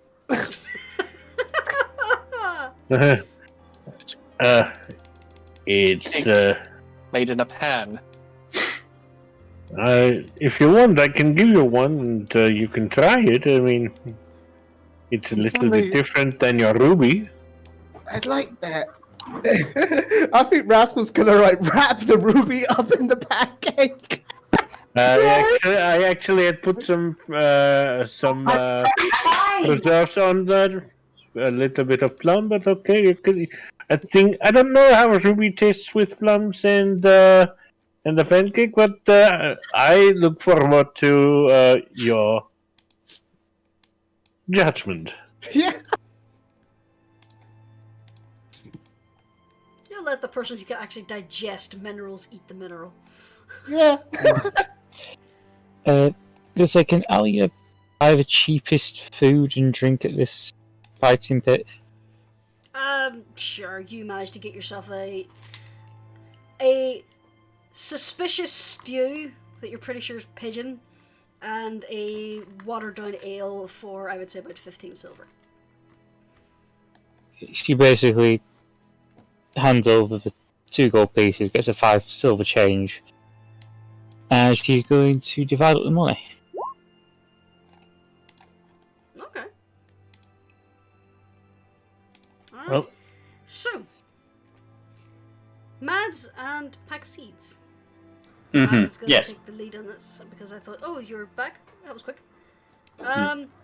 As you head outside your tavern, you hear a slight commotion in the main street. Now, What's this? Mads investigates. Okay. You see that there Maybe are Oh no. professional investigator. two Yes. guards currently standing outside the Betwitched Whiskers. They appear to have slung between them a small, opaque, bright pink orb, and are looking at it and scratching their heads. Meanwhile, in the doorway is a rather annoyed looking Penfold. Mads approaches and listens as she approaches, and she's just coming along. I can't tell where they are in the map, though. I'm having trouble Oh, seeing. they're over here. Over here. Oh, there they are. I got him. Yeah. So she heads toward them, yes. Okay. As you approach, you can hear Penfold just basically say, I was told I could defend myself within these city walls, and that's exactly what I did.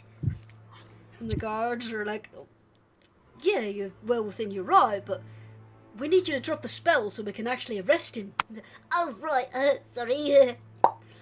And the pink orb just pops, and there is just this confused looking half-elf just now sprawled on the ground.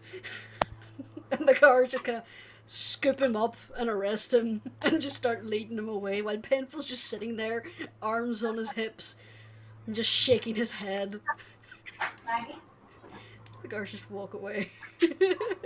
Said his name, didn't he? The thief? Penfold. Does Mads know Penfold's name? Yes. Okay. Go ahead. See, he just looks mildly annoyed, and he glances up and sees you, and just goes, Oh, hello. Can I help you? Uncle Penfold. What was that about?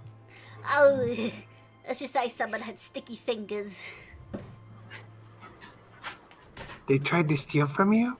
Yeah, he tried to steal one of my little items. The bar in the box. Let's just say I'll have a few surprises for people who are a little bit dishonest in my shop, as he discovered. But could you squeeze the ball tighter around them? I technically could, but I think that's going a little bit overboard. Actually, I'm actually just a glad little. you came over. Is Mr. Skyreach around? I'm looking to hire your Mr. eye. Skyreach is currently resting. There was a rather unfortunate attack. Well, we can't. Peachy leans down in sort of a conspiratorial way, so he's on the same level as Penfold. I don't know if we can talk about it too much, but you know the rather nasty attack that happened here not too long ago. Oh, yes. Knocked a lot of things off my shelves, that did. Yes. Mr. Skyreach was following a lead, and, well, we almost lost him. Thankfully, he's alive, and we believe, hopefully, that the assailant has been dealt with. Of course, this is an ongoing investigation, and you know what the guard are like. But since we're neighbours, I wanted to let you know that things should hopefully be a little safer now, at least for us. It's good to hear about the safety thing, but I hope Mr. Skyreach is okay. He's a delightful little gentleman. He is. Does that He's mean your party recovering. is not currently up for hire?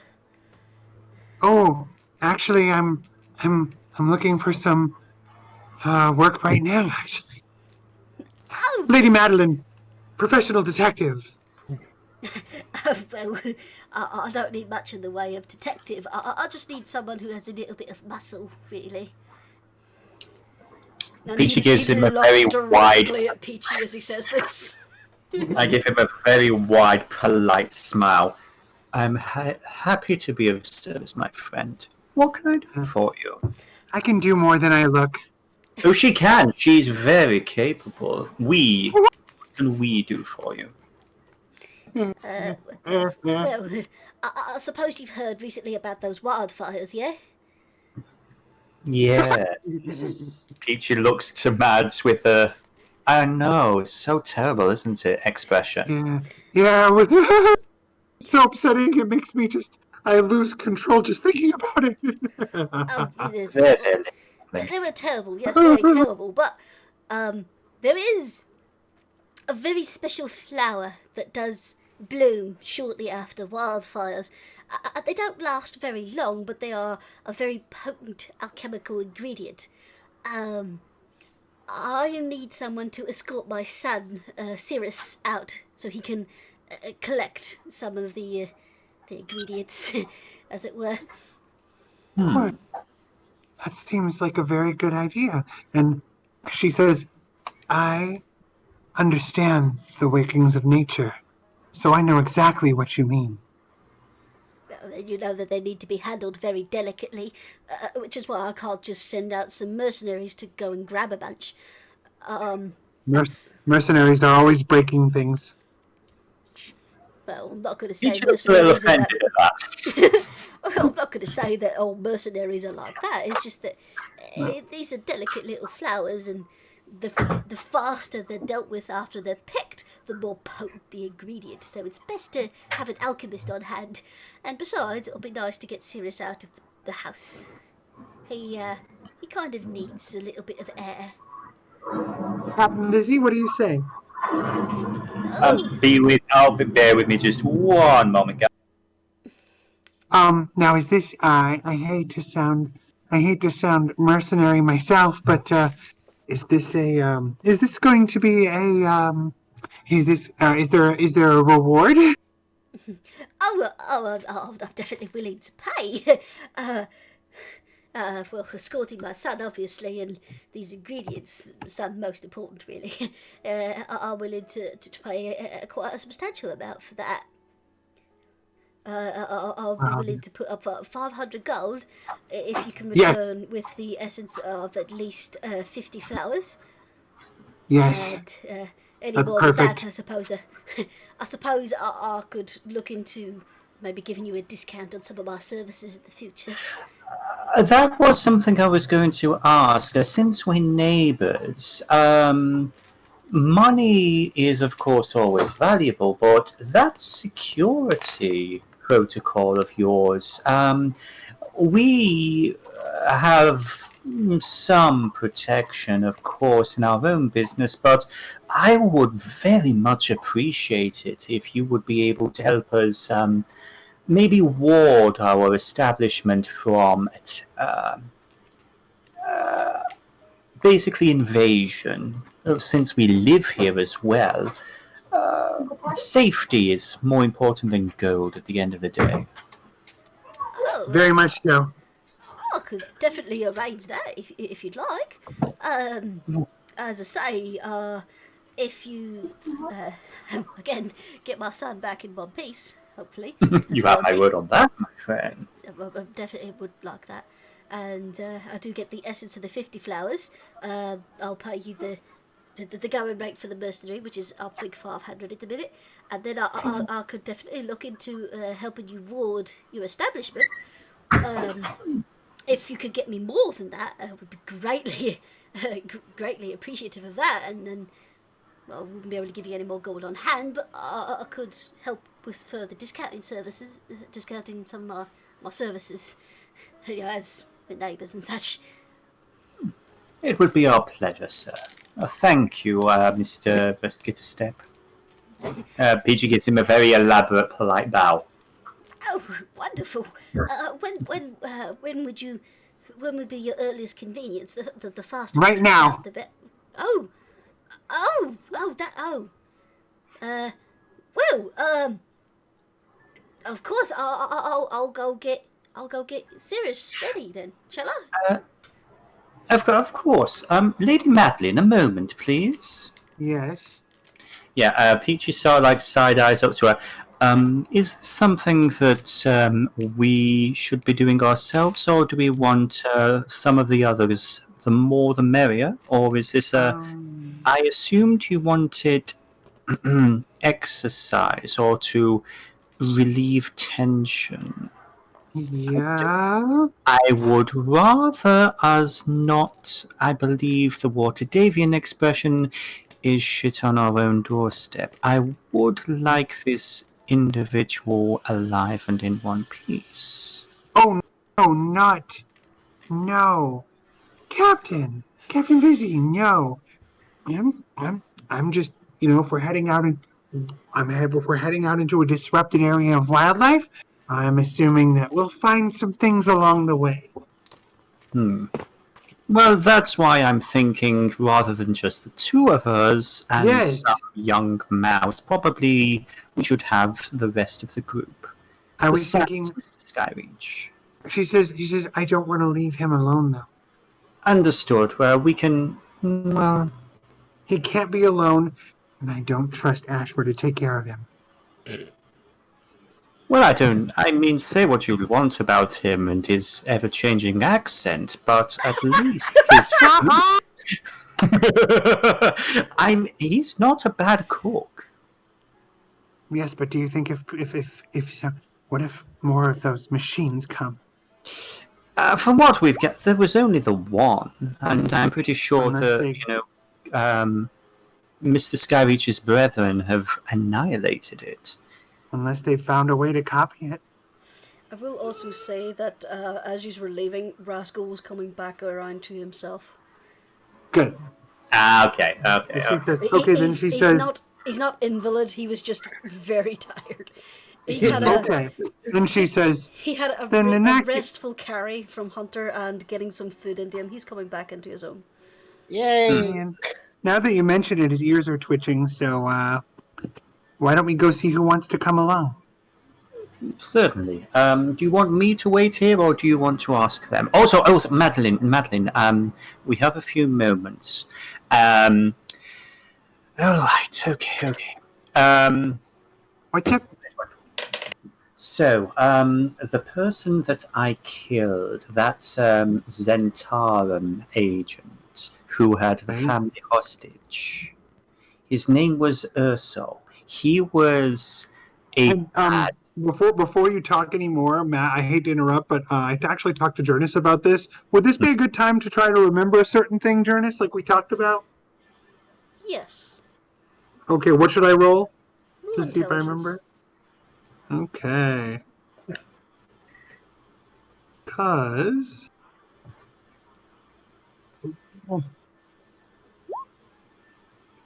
Oh! I mean, I'm sorry ahead. you don't remember. Go ahead. okay.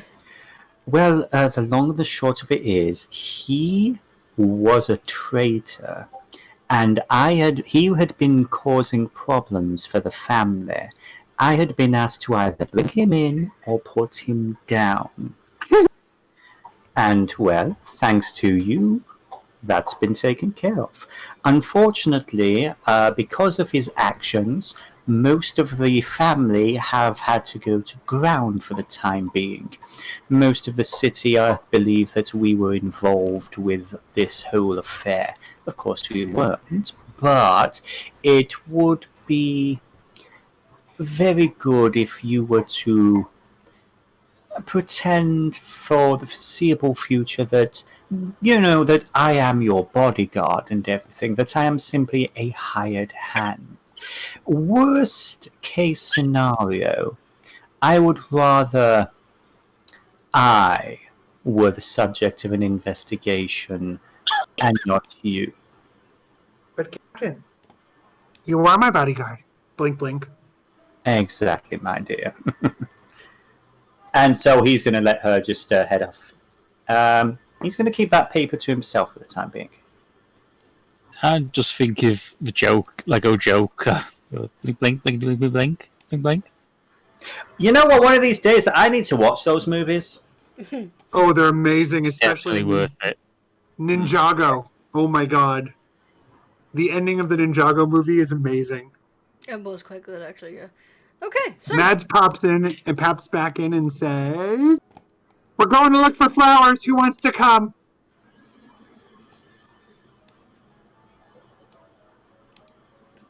Madden just leant on the door and shouted this. Does anyone Yes. question Yes. this? Yes. Well, that sounds fun. Are you up for it, Berry Bunny? Sure, I feel a lot more myself now. Look, I can walk again. Ow. Okay, I have to walk kind of slowly, but yeah. If you're like- sure. The first few steps, you're like, oh, my legs don't work. And then the Yeah. more you walk, it's like, oh, okay, I'm good.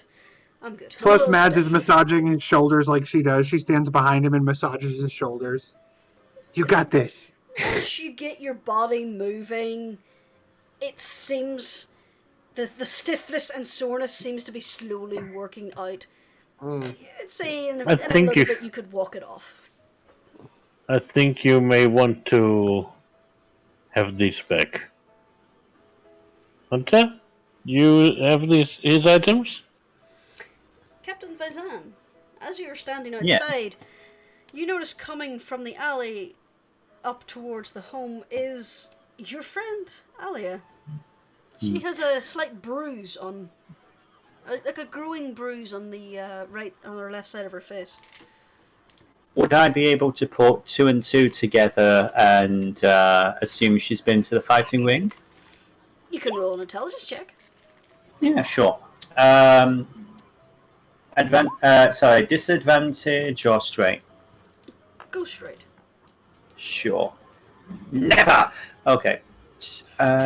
Intelligence. Boop-a-doop-a-doop-a-doop-a-doop. Why are all these pop-ups here? Let me just roll my dice. Thank you. Okay, thank you. Speaking of rolling dice, mine tried to escape. I don't know. The pretty blue lady. Hi. Pretty much. Just like, what are you doing here? In hello. fact, where were you? I picture Captain Vizan saying, "Hello, Chrissy." I mean, wait, no. It's so long the lines of you're just now realizing that, oh shit, she wasn't with us. Oh, everything all right, officer? Had to deal with a few things. We've actually been hired for a small escort job. One of the local businesses, the Skitter Steps, he wants some escort for his son. We're going to investigate, those wildfires outside the city? I've heard of them. Yeah, it's tragic, wasn't it? But yes, they apparently there was some. There's a rare flower that grows, very valuable. So we're helping to retrieve it. Some extra coin for the business. Alia kind of nods. She kind of knows which flower they're meaning, but she can't be certain. So these flowers, like after a wildfire, they just pop up everywhere. It's this bright orange bloom. For obvious reasons, they are called ember blooms. But they don't last long after the fire. At most, they only stay blooming for about a week. But they do have some excellent alchemical properties in the creation of potions and enchantments that resist fire. Yes. They also have a very pleasant scent. And Mads has been whispering to Rascal, and then she looks at everyone and says, "Let's not wait. Let's go right now. Does everyone have their things? Oh, and for the sake of brevity, can Mads run out, go over to Penfold or the new mousy friend and Cyril, and quickly ask, do we need to bring anything to carry them with?" As you run over, Penfold is currently standing on the step and he's talking down to this smaller, just out of the awkward teenage phase rat folk. While Penfold is a white mouse, his son appears to be a painted mouse where he has patches of grey and patches of white. And he has like this really awkward, like teenage facial hair. Penfold has like this little chin tuft that almost looks like a beard. It looks like this one has trying, but it's not working. And he is pretty small. He's pretty skinny. He's in like Bobby's first adventuring gear. And as they're talking, you see Penfold is basically handing over what looks like a toy horse and cart. And the kid is just like tucking it into his coat, and it's like, "I'll be fine, Dad." God. I think we're all coming.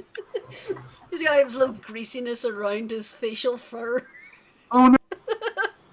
Too many Doritos. So yeah, Mads asked, "Do we need to carry anything special to carry it if we want to bring as many as we can?" Oh, that little thing there. You know, he clicks his fingers at Cirrus's pocket, and Cirrus lifts out the little toy-like horse and wagon. Says, "That's all you'll need there. You remember the words, don't you?" "Yes, Dad. I remember." And then Mads at that point interrupts and says, "Can you tell me the words too, just in case?" "Oh, Oh, well, they're on the underside. I should need to think of a phrase now. That's okay. Pedigree, Yeah, pedigee. Apogee filigree. There we go. Transubstantiated locomotion. Funnily enough, I watched that recently. Transubstantiary locomotion. That was it. There is no Angela Lansbury here, sadly. At least it's not typical fragilistic expialidocious. I like that one actually. That might work. Yes. Well, we know someone in the future who has a bow that actually has its special activity triggered by that word. Oh, I actually did forget that. Yeah. So, as Matt's asking, Cirrus basically turns the thing over and says, "It's right here. It's come along, Dobbin." And Penfold goes, "No, don't!" And then suddenly the toy just expands, and now there is a mule and a cart. And it just got to the point where it pressed up against the stall front and knocked over the sign. And Penfold is just like, "Cirrus! Oh, sorry, Dad! I forgot!" And how do we make it shrink again? Does it shrink again? Go to stable! And then it shrinks back down to the small. Oh, so it works a little bit like our friend Rudolph. Rudolph? Mads holds up a hand directly at Ashward, and then looks over at them and says, "Just a friend of mine." Yes, I mean... Just a friend of mine. Oh, are we all outside now? I didn't know that. Hi. I would say, yeah, you are all outside. So, Cirrus has this tiny little backpack. It looks a little big for him. But as he moves, it clanks. You can hear glass and metal rattle around. He's got like this little little bedroll and tent there as well. What the bedroll and tent? We're only going to grab a few flowers. I'd rather he be prepared. You never know. But if you can avoid it, don't spend the night out there. Yeah? I'll be fine, Dad. I camped before. In the backyard doesn't count, son. Okay.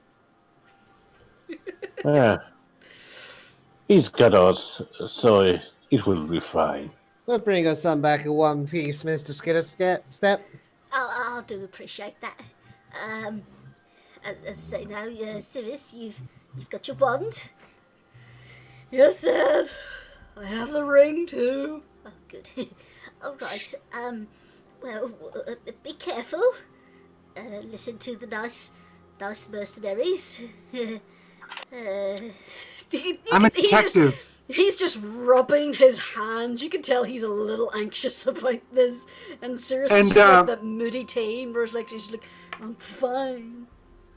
Mads says, "It will be our sworn honor and duty to do everything we can to protect him." Oh, that's good.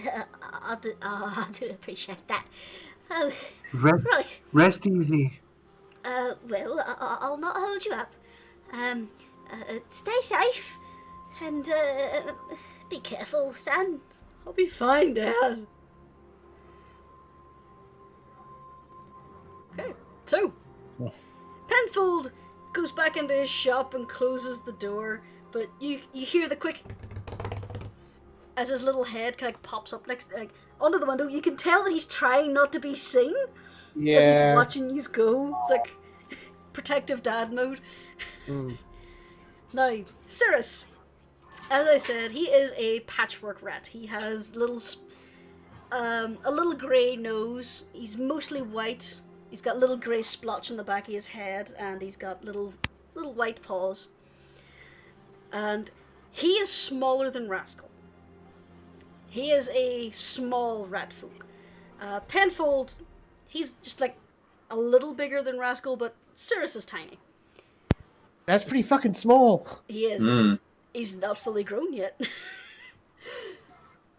So he's like a few inches shorter than Rascal. And he just kind of looks around the party. He's just like, well... And she says, "We're supposed to go back to the place where the fire happened. Let's go to the epicenter. I think we all remember where that is, don't we?" Of course, Lady Madeline. How did you know where it started? I understand nature, and I'm a nature detective, Lady Madeline of Circourse. Hello. Rule deception? It's not really deception, is it? How is that deception? She believes it. It is the truth. She knows. She just knows.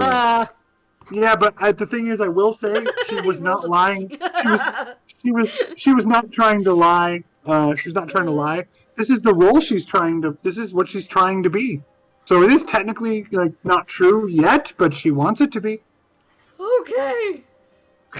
Oh. I will do this cracky voiced teenager for this character, and there's nothing you can do about it. That's wonderful. So, it's like the greasy faced Ting from The Simpsons. That's exactly what you're doing, and it's perfect. Or Mr. Haney from Green Acres. Like around his face. Oh, like everything. So Yeah, Ratney. So you head out. Yeah. There's something Mads is important ready. I need to acknowledge and do first. Yeah. Oh, what's that? Matt, Yes, sweetie. I presume you found my letter, yes? Of course. May I It's have it right back, here. please? Of course. She hands it back, and she hands it back very reverently, like it's a serious thing. I wasn't gonna show it to anyone unless you asked. I mean, it was written for everyone, but I'm not dead, so it's not required anymore. Rascal tears it up over and over again into as smaller pieces as he can and lets it get scattered to the wind. And she's walking with him. She says, if you died, I would have burned down the city. What? Nothing. What's that over there? She's joking, my friend. She's joking. Yeah, and it would have kind of gone against my last will and testament. And then Wait, she looks over. don't tell me that was your last will and testament that you just tore up. Mads, Yes, it was. Mads looks All at right. the Sirik and says, "Now, how would someone as small and powerless as me burn down a whole city?" Smile. Through the power of love. Mads gestures toward Rascal and says, "Maybe that." Oh, The power of yeah. love is the curious thing, yes.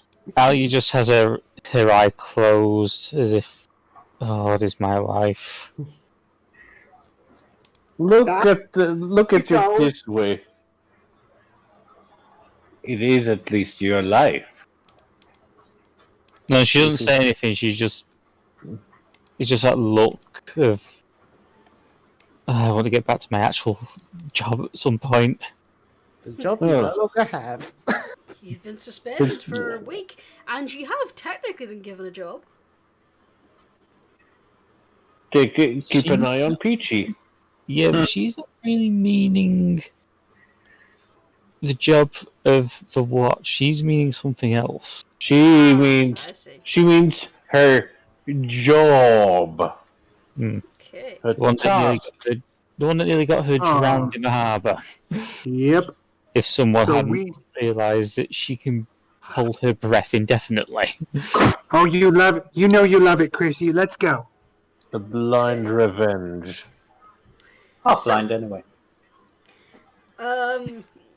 Cirrus takes a little time getting used to keeping up with you. It's like he's got little steps, so every now and again he has to do a little scurry, like a little half jog to keep pace. But he seems to be okay. And you lead him out of the tunnel. Someone's in a very musical mood. Yeah, she's in one of her good moods. Yeah. Where did the Can opera sing. come from? Tell her we said hi.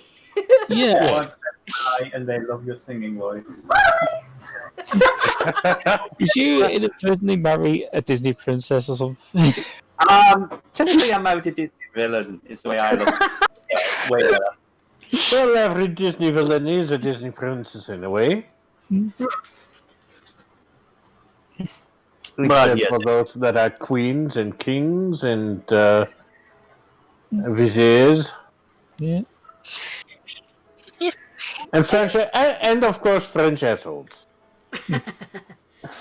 And priests. Yes. As I said, French assholes. Now, Yes.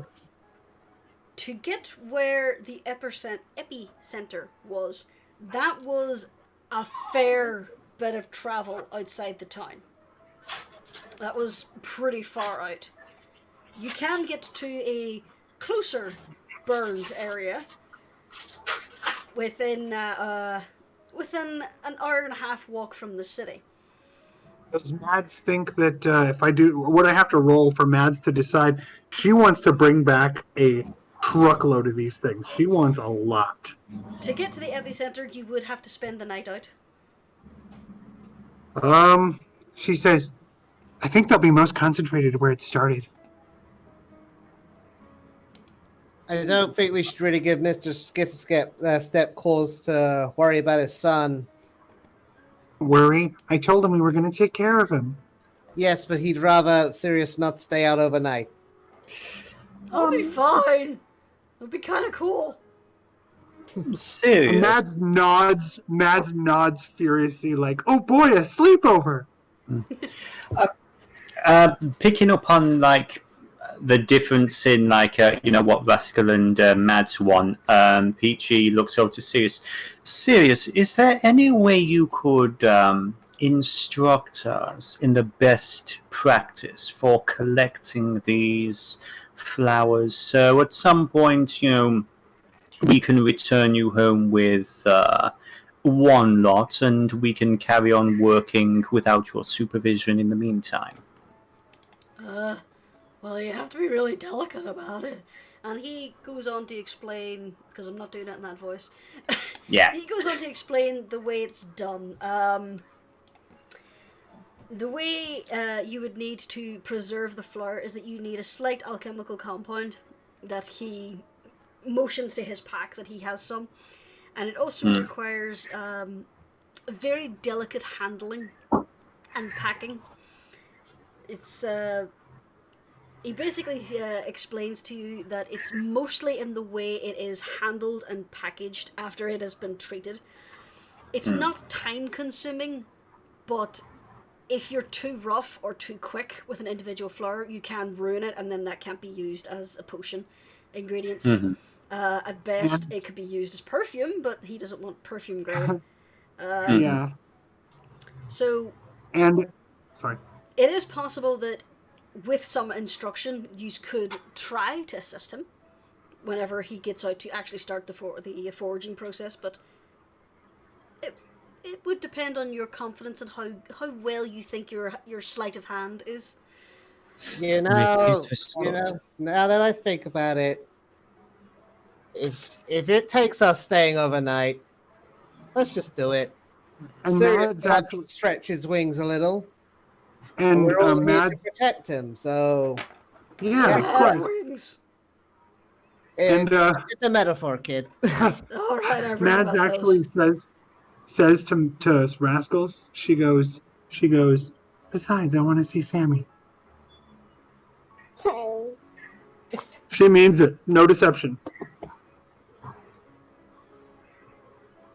Rascal pointedly looks down for a moment and looks like he's kind of just sucking in,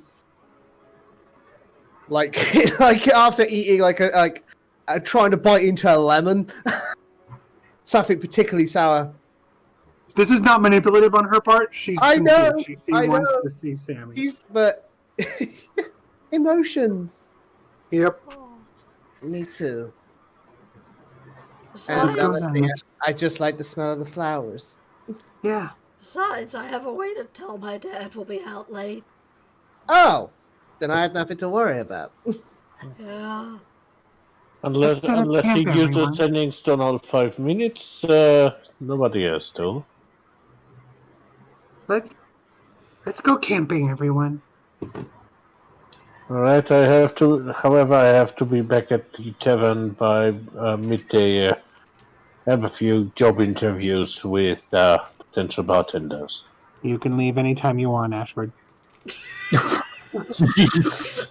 Wow, very blunt. It's like one day, when it's like one of the campaigns, we'll be able to get these characters to actually like each other.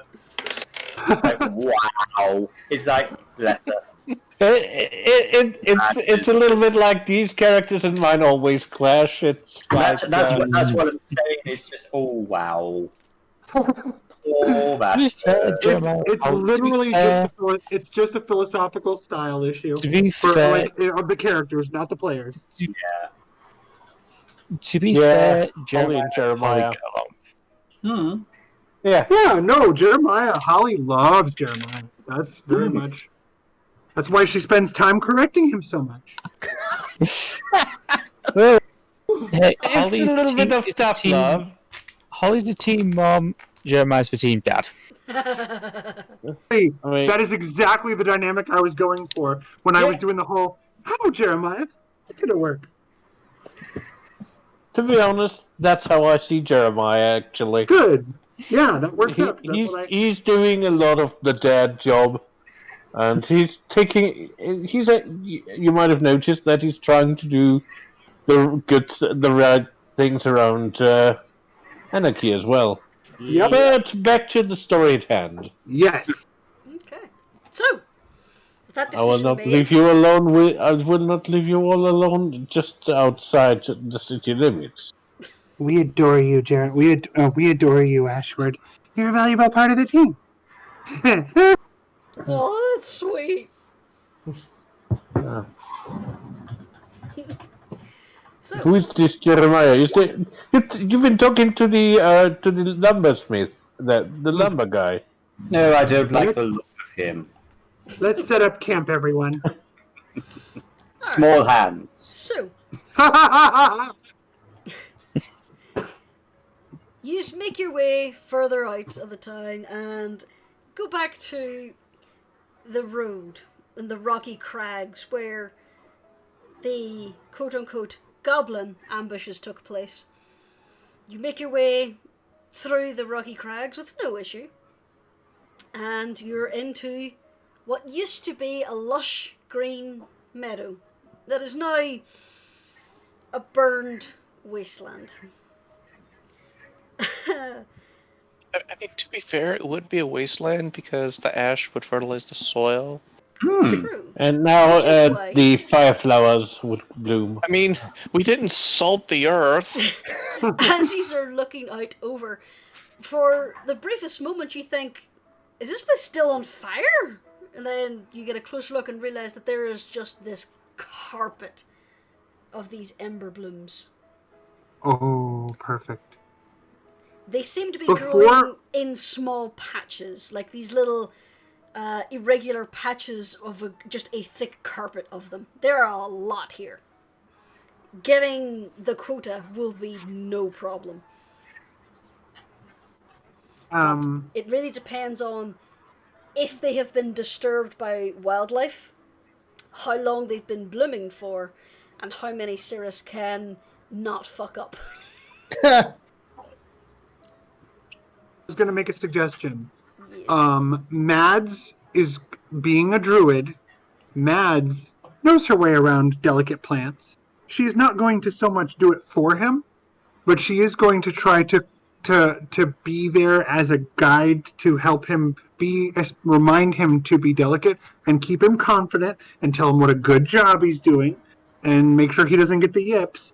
And even if he messes up, she's going to be saying like, "Oh, that's going to happen. That one was too fragile for even an expert to grab."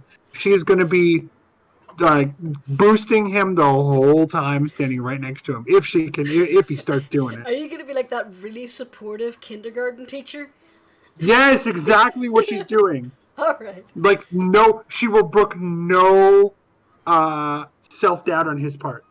Okay. She's going to be countering every moment of self-doubt he has and boosting him about how impressed she is. So by the time you get here, the sun is well on its way down. You would have, before you lose the light entirely, you would have maybe an hour and a half. So Sarah suggests that he starts work and get as many as he can. They'll work for a little bit in the morning, and then you'll get back in time for your job interviews. So as he puts down his backpack and starts bringing out all these round-bottomed flasks and like little tripods and many little concoctions and such, I assume one of you is starting to set up camp? Yep. Okay. Who's actually setting up camp? I can do that. I mean, Peachy has a negative to sleight of hand, and he is not a nimble dude. So his focus is going to be on security and making sure everything else is taken care of. So I'm not the nimblest guy when it comes to delicate things, unfortunately. Maybe you can just support, be support for the captain. Well, I can certainly set up a fire. Fire that does not get out of control. Hey, I nearly died today, but I still got nimble little hands I can pitch into. Also, about the fire, keep it away from the plant life. I think that's a given. I am going to set up a stone pit around. Set up a stone frame around it, so that nothing can happen. Good. Well, that's the really cool thing about ember blooms, is they don't actually burn. Circe reaches down and grabs one up and then holds it in his hand, and you can see like this tiny flame in his hand appears, and he just holds the bloom over it, and it just doesn't catch fire. It's like, yes, but unfortunately, we are not made out of the same stuff. I suppose that's true. So, as you go about, some of you's keeping watch, some of you setting up the camp. Cirrus just kind of like goes on all fours and just starts rooting through the little flower patches. And it's... Although it looks like there's a lot of flowers here, there are a lot of flowers here.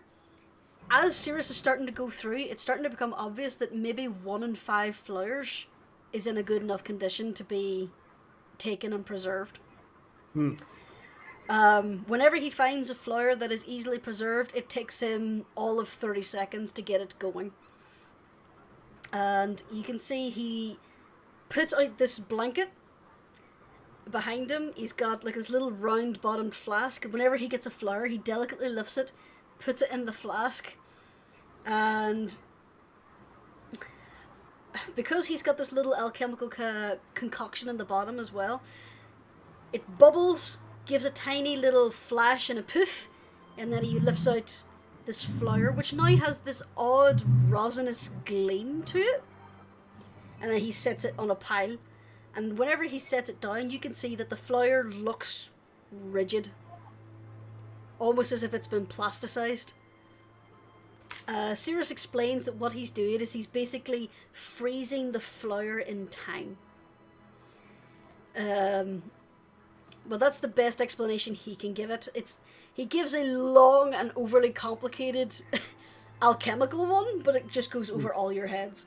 But that's the easiest way he can think of describing it, is he is just basically freezing the flower in this moment until he can get it back to his dad's house. English, motherfucker, do you speak it? He just basically starts explaining that it's... that even the little... the potion vial he has, he like 4 of these vials, and it only takes a little bit per flower. He explains that this in and of itself is as expensive as fuck. What he has in these 4 flasks is probably worth about 25,000 gold. But only to people who can use it. Yeah. That's which is the special project I was going to have made. Sorry, whoever that was there, you were breaking up. That was D, and Yep. she's muted right now. And She she's back. said, that's almost as much as the special project that I was working on, that I was having made. Yeah, pretty much. Yeah, that's about as expensive as the dildo unicorn bed frame. Does he say that? No. That's the player saying it, not the character.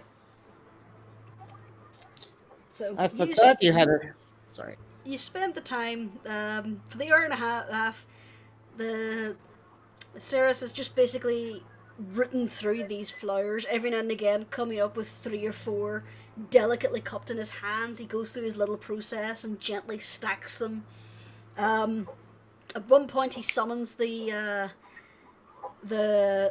mule and wagon, and just starts stacking these boxes that he pulls out of this tiny pouch. It's just like he's standing there one moment, rushing in his pocket, and next thing he's holding a crate, and you're like, "Wait, what?" Oh, So he's like gently stacking and wrapping each of these flowers in these crates and putting them in. And through the course of the night, the hour and a bit, by the time it took him to get set up and all, he's got at least 40 so far. There's like little troughs through the patches of flowers where he has crawled through and trampled down the subpar flowers. But Alia's yes, go on. Alia's gonna wait till everyone's distracted, go over to one of the crumpled down areas of flowers and just kind of gently rub her fingers on one of the flowers to get the oil. Takes a little sniff and then she's got a slight smile as she just kind of dabs it just behind her ear. Okay. You put She makes sure that no one can see her doing this though. just this potent, sweet-smelling oil. If you want, you can roll a stealth check. Do it with advantage because there's no one's really paying much attention. Nope. These are all keeping an eye on the horizon and Ceres. yeah. And every now and again, Yeah. his little alchemical set just goes pop, pop. So Occasionally, Mads It is do have a talking sweet to. smell. Every so often, Mads is saying things like, "Hi, Sammy. It's lovely here now. Look at all these beautiful flowers. I'm so grateful to you for helping this place become so beautiful."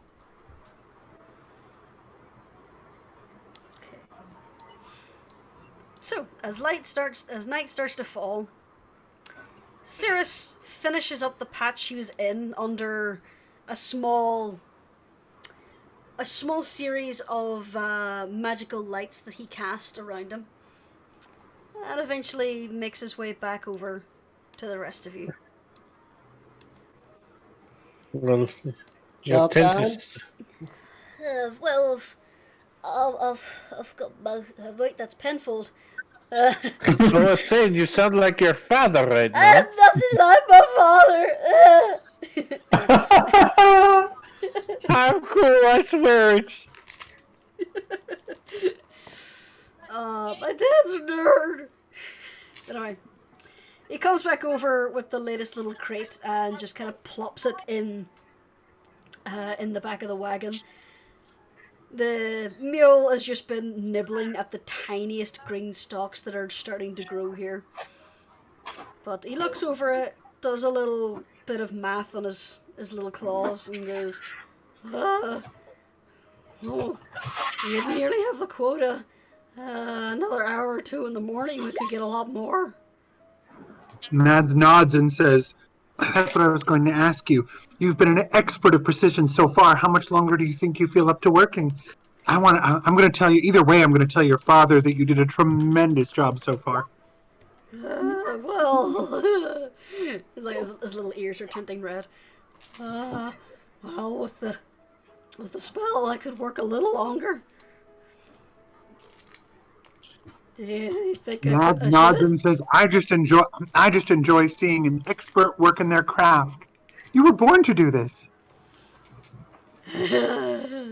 He He looks very proud of himself. He like kind of adjusts his little lapel. Yeah, okay, I'll go for a little longer then. And he scurries back over to the patch he was currently working his way through. Mads, any particular reason why you're overworking the kid? Be worth it when he gets back to see his dad. Well, by the sounds of it, he doesn't want to rush back home to daddy. That's what I'm saying. If he wants to work, think of how there will be when he sees so many more flowers than he's expecting. It's just a shame that he has to work and just not appreciate the fields. Well, Who's currently keeping an eye on him? Mads, to be honest, after I set up camp, I'm keeping an eye on him as well. Okay. You just see his little tail just kind of wiggling around the top of the flowers. But I'd like you to roll perception checks. All of us? Anyone who's keeping an eye on Cirrus. Come on. Give me a second. I want to lay down on our beanbag. Yeah, The Rascal's beanbag just been consumes watching all. the. Rascal's just been watching Actually, the. this one does. So such a soul of a poet, Berry Bunny. Okay. So, I will.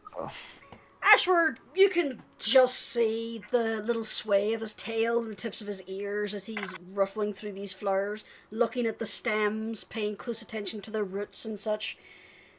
But you don't see anything unusual. Zafira, you see a few of the flower patches ripple a little bit, but it's a little breezy. You're about to go back to your conversation with the captain, but something catches your eye. Something out of place. Some of the flowers are moving when the wind has stopped. So you start looking a little closer. Mads, you see this immediately. You see the pointed ears and rough blackened fur and the light of the magical dancing lights reflecting in the eyes of a wolf. At that point, immediately, hold on, I'm just pulling something up here.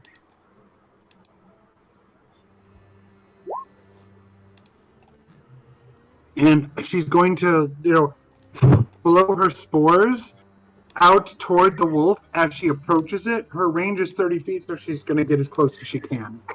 Okay. And she's going to say to everyone, I'm "A using friendly wolf, everyone." I'm using Willow's token because I did not have time to get one for Cirrus. Hey, everybody, it's a friendly wolf has come to visit us. Hello, friendly wolf. Okay. I love how as well, I was going to say this earlier, but I didn't want to, jinx this or anything. I love how we're getting a brand new member of the Skitterstep family and not like a young Willow, because we need Willow alive for the future. We've already established Willow has left at this point. Oh, right, yeah, sorry. Willow's already there. Willow, just before Penfold opened his shop, Willow moved to go live with her mother. Remember? I forgot, yeah. So yeah, Willow's already gone. Okay, so what is your spell save DC, Mats?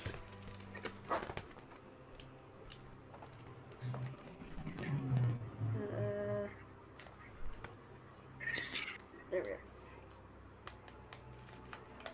Did you ask me something? I got a noise, sorry. What was your spell save DC? It is. I can never find it. Spells. 14. Okay. Wisdom?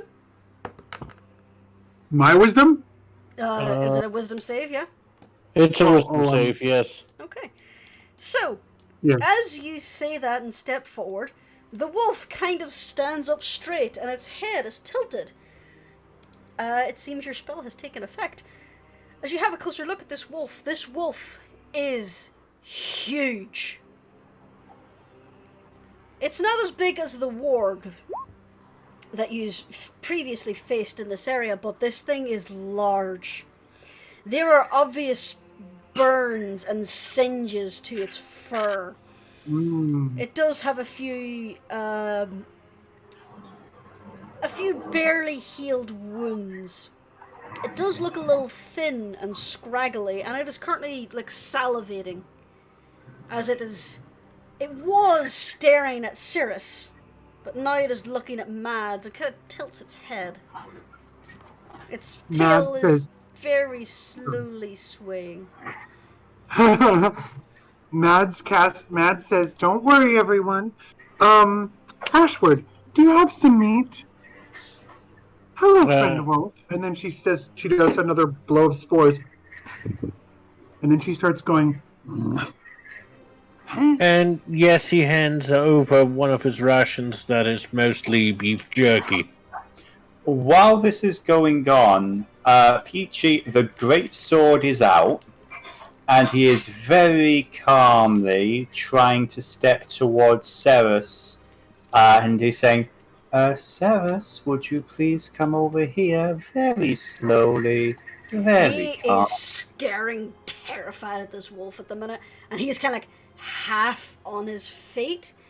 He's like in one hand he's got like a flower, and he just doesn't know what to do. Mads is coming up very slowly, and she's waving at the wolf, and I assume that I had enough time to grab the rations from Ashwood. Yes. He's been handing it over. She comes up alongside Cyril and says, "It's all right, it's a friend. It's a friend, it's fine. He's really big. It's all right, trust me." And then she comes over and she starts approaching and says, "Hello, friend wolf." But when she says hello, friend wolf, she's saying it in, and she was very careful not to tramp the flowers on her way, if she can. And Mads, she was saying that, "Hello, friend wolf." Approached the wolf. This wolf is watching you very, very intently, and it looks enthralled by your presence. However, as you step closer to him, the others don't look so happy. Oh, how many more? And then she says, Can you tell your friends that we're friendly? I mean, we're gathering these flowers, or our pack will die." The wolf kind of sniffs at you and then tilts his head, confused. They're not food.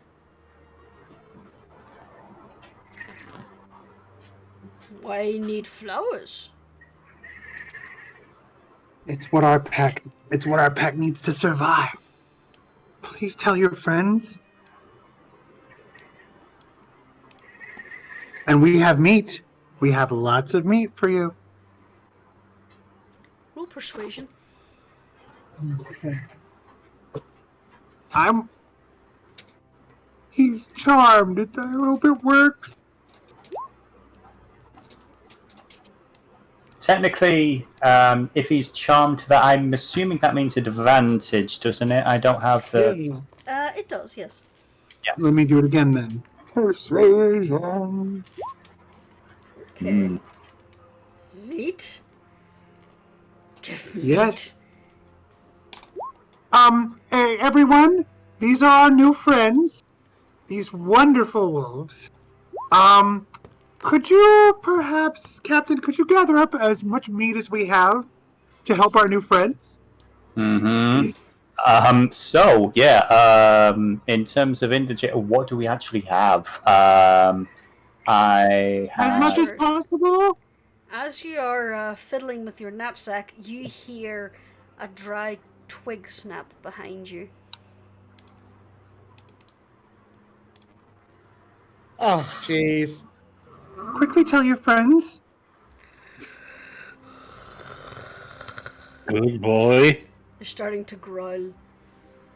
Be a good boy and you get a treat. Treats for everyone, she yelled out very loud. I have treats for everyone. Okay, We're friends. She's calling out in wolf. I have, right, so before things get really hectic, I have 1 ration in my inventory. How much do we have? Yowza. How much do we have? 4 rations, Rascal. I has. somehow still have about 11. Okay. Holy shit.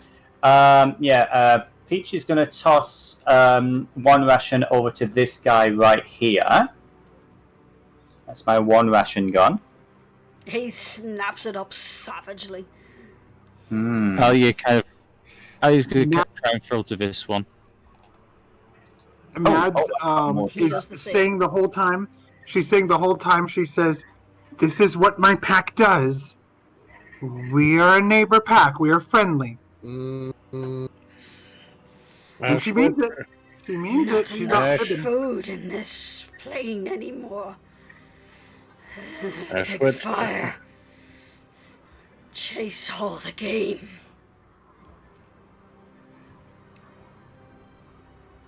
He says, "But we are friends.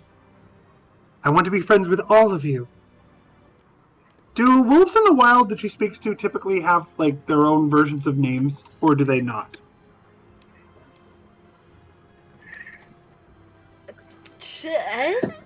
Sure. I guess it's up to you. Hmm. And she says, she calls out to all of them, "Tell us your names so that we might know friends." Their names I actually- are not really translated by the spell. They're more Yeah, that's fine. Noises and tonal ideas. yips and whines. Yeah, that makes sense. I'm Greg. He's old. Okay, so this one, Greg? then this one, then this one over here. I'm tossing food to all of them. Also, Hunter! Oh shit! I just noticed Hunter's all the way back there. Hunter has a longbow, though. Yeah, that's true. You throw the rations at the feet of these two, and they pay it no attention. These two, their eyes are on Ashward, Rascal, and Cirrus. They want a big meal. Ashwood, you may want to take a step back. Mads says, can Mads see that they're being threatening? Oh, definitely. As are these Yeah, I mean, two. you're being Yeah. surrounded. I hope you're aware of that. Mads is aware. Mads says, "The fight won't go well for you. Your pack will die. We don't want to fight. We can bring you more food."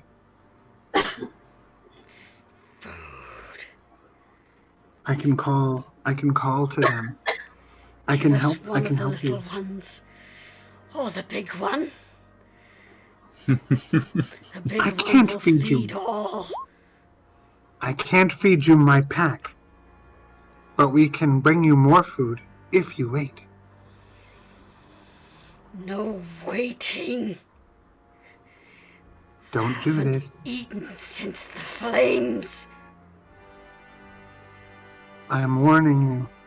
We are a strong pack. So we. Who is your leader? As you ask for the pack leader, this one just snarls. He is bigger than the others. But he is also. How far is he from Mads? He's, I can't tell. he 2, is 3, right 4, in front of 5, you. He's 10 feet. 6. Oh, the pack leader is this one or this one? The It's blue blue. one. The blue one. Okay. Well, Mads says, "Greetings." She's working her magic. Okay. The wolf kind of cocks its head. And then it kind of lessens its aggressive stance. And its tail starts to wag, just ever so slowly, much like this one as well. I'm actually just going to mark these guys as being charmed too. And I'm about to do something also with my last first level slot. Can I? Let me know when. Sure, go ahead. she's going to speak Touch. into him and says, I am with the spirit of this place. You can hear me in your mind. Know that we seek only friendship, but a fight will mean your death. For you, your pack, and anyone else. We are protected by this forest. We are poison to you.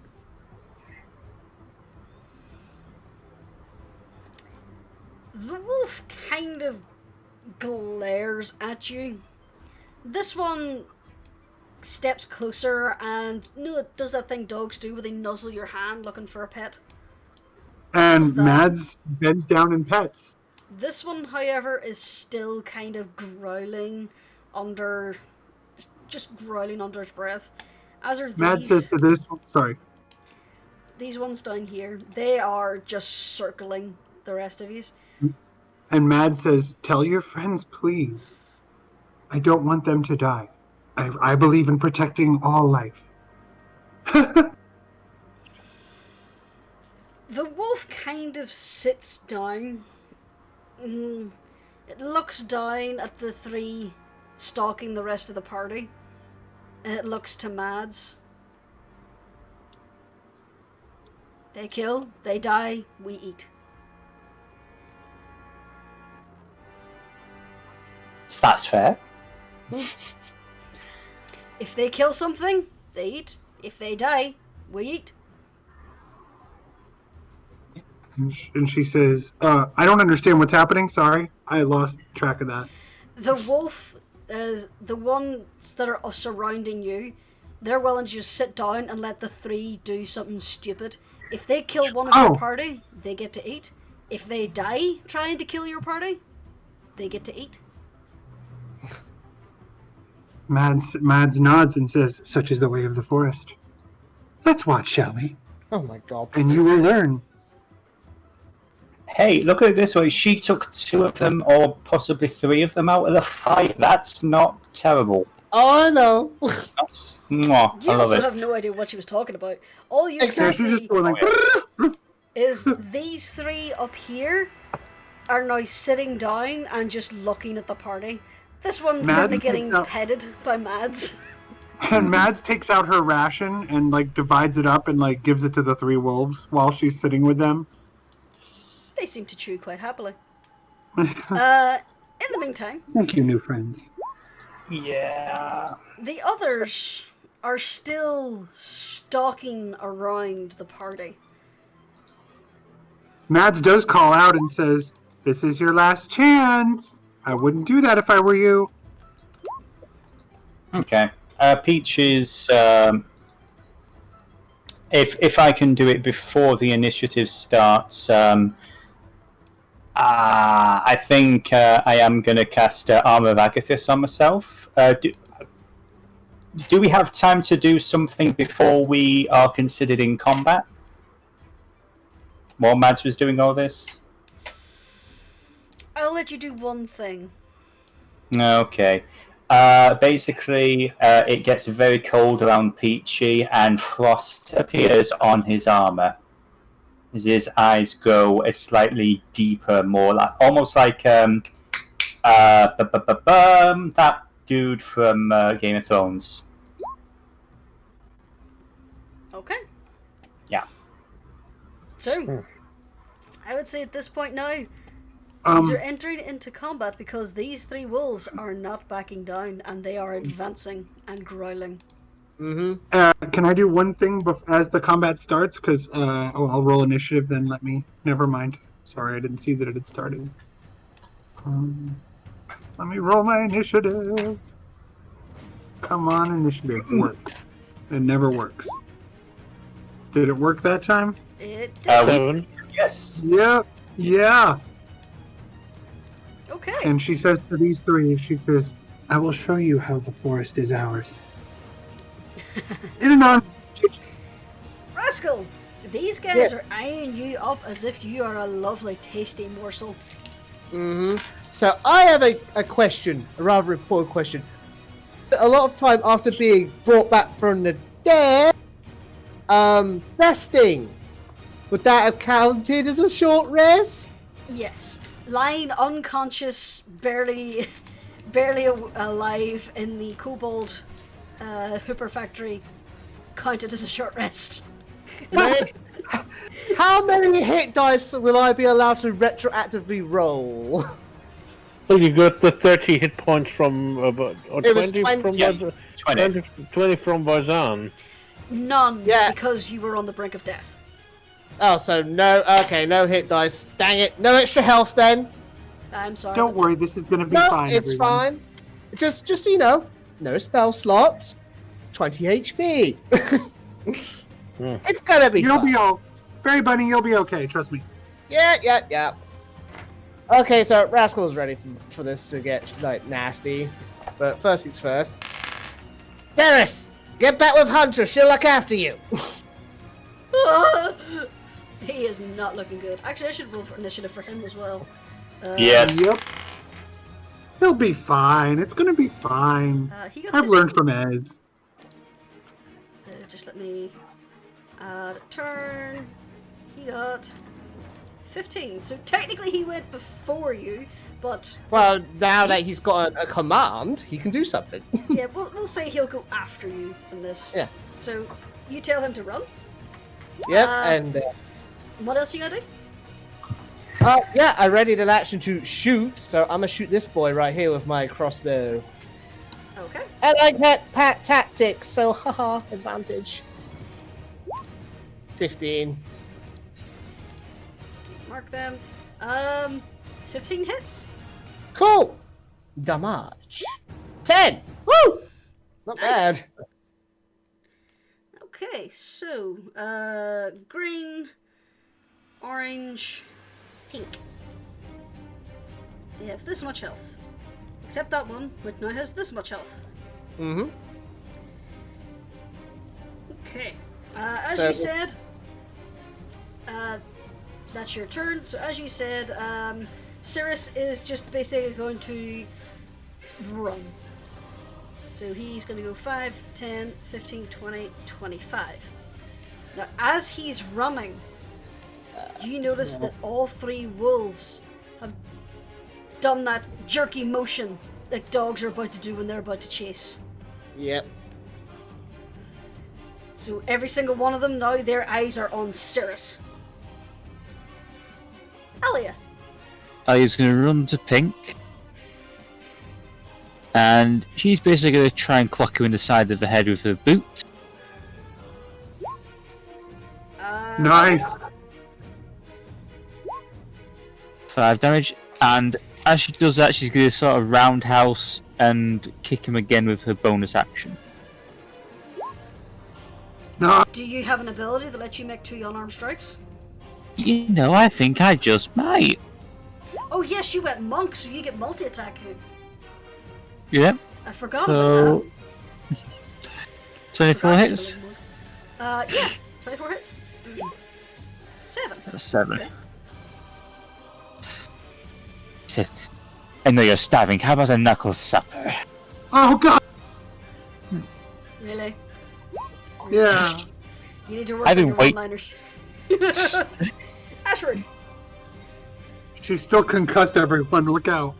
Ashwood's making his way over here. 1.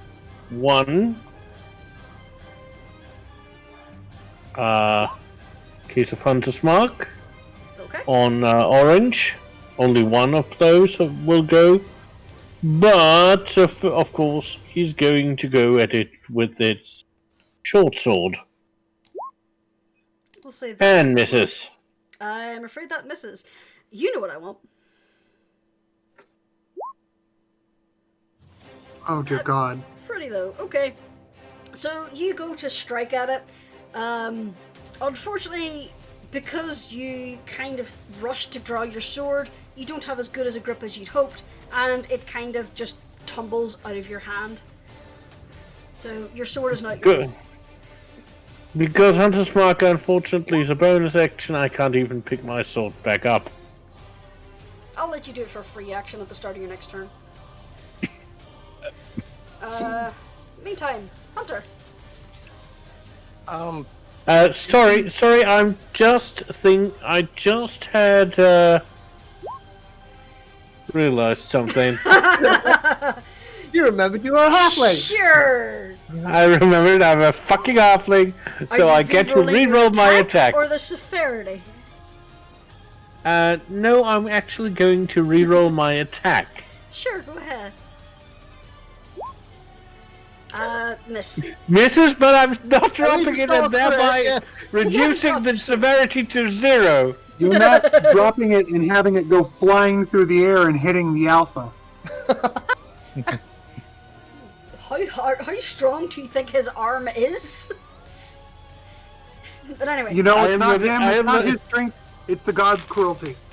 It's Ashwood Snooks Jeremiah. He's not an expert at javelins. The sword disappears into the nether, and somewhere Arena's like, "Ow! Where'd this sword come from?" Technically, Wasn't me honest. Custrad! Yeah, I think he already is cursed. So, Hunter, what would you like to do? Okay. I was just checking over something real fast on my other sheet because I didn't update everything for level 4. That's fine. Okay. That's why I There was only leave one it on, thing, to be so we're honest. fine. Alright. So, longbow on Green Boy here. That definitely hits him. And that'll do damage to him. So he is hurting. Oh, I have a really cool spell I want to use, but it's not going to do anything. Aww. No, it's Hail of Thorns, but, you know, then it has to be within 5 feet of the enemy I just hit. Yeah, that's an area of effect. If they were bunched up, it would be easier. But sadly, no. Yeah. Okay. And it's a bonus action, too. Are you making any movement? No. Alright. Stares in Ranger at Kubur. Yes, it's the struggle. Yeah. A few cool spells rangers do get, and you very rarely get to put them to best use. Mads, are you participating, or are you just going to keep the Yes, others Mads is corralled? participating. She calls out to Green. We're having so much fun over here. Come over here.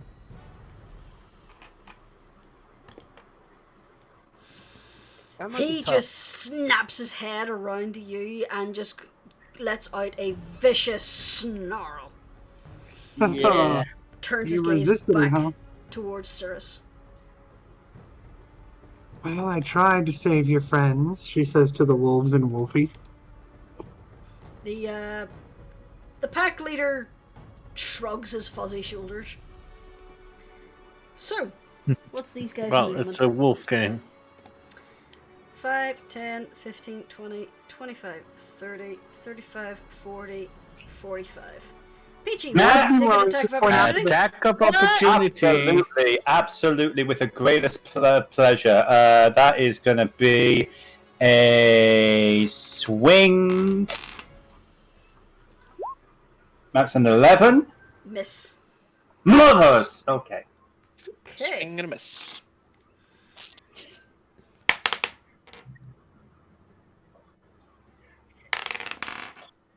Okay. Oh! You see the wolf lunge for Cirrus. It just leaps and brings its paws down, and its mouth opens wide. And Cirrus turns round, and he just does the nope where you just slide back in your feet. Yeah. Cirrus just manages to do that to avoid the snapping jaws, but he is now still in front of this creature, and he is now looking at it, and he is terrified. Orange. He's going to go for a more immediate target, so that's going to be Ashwood. A nat 20, I'm afraid.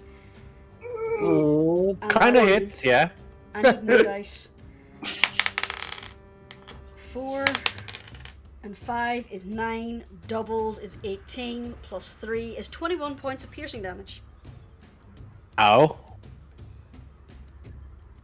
Alright.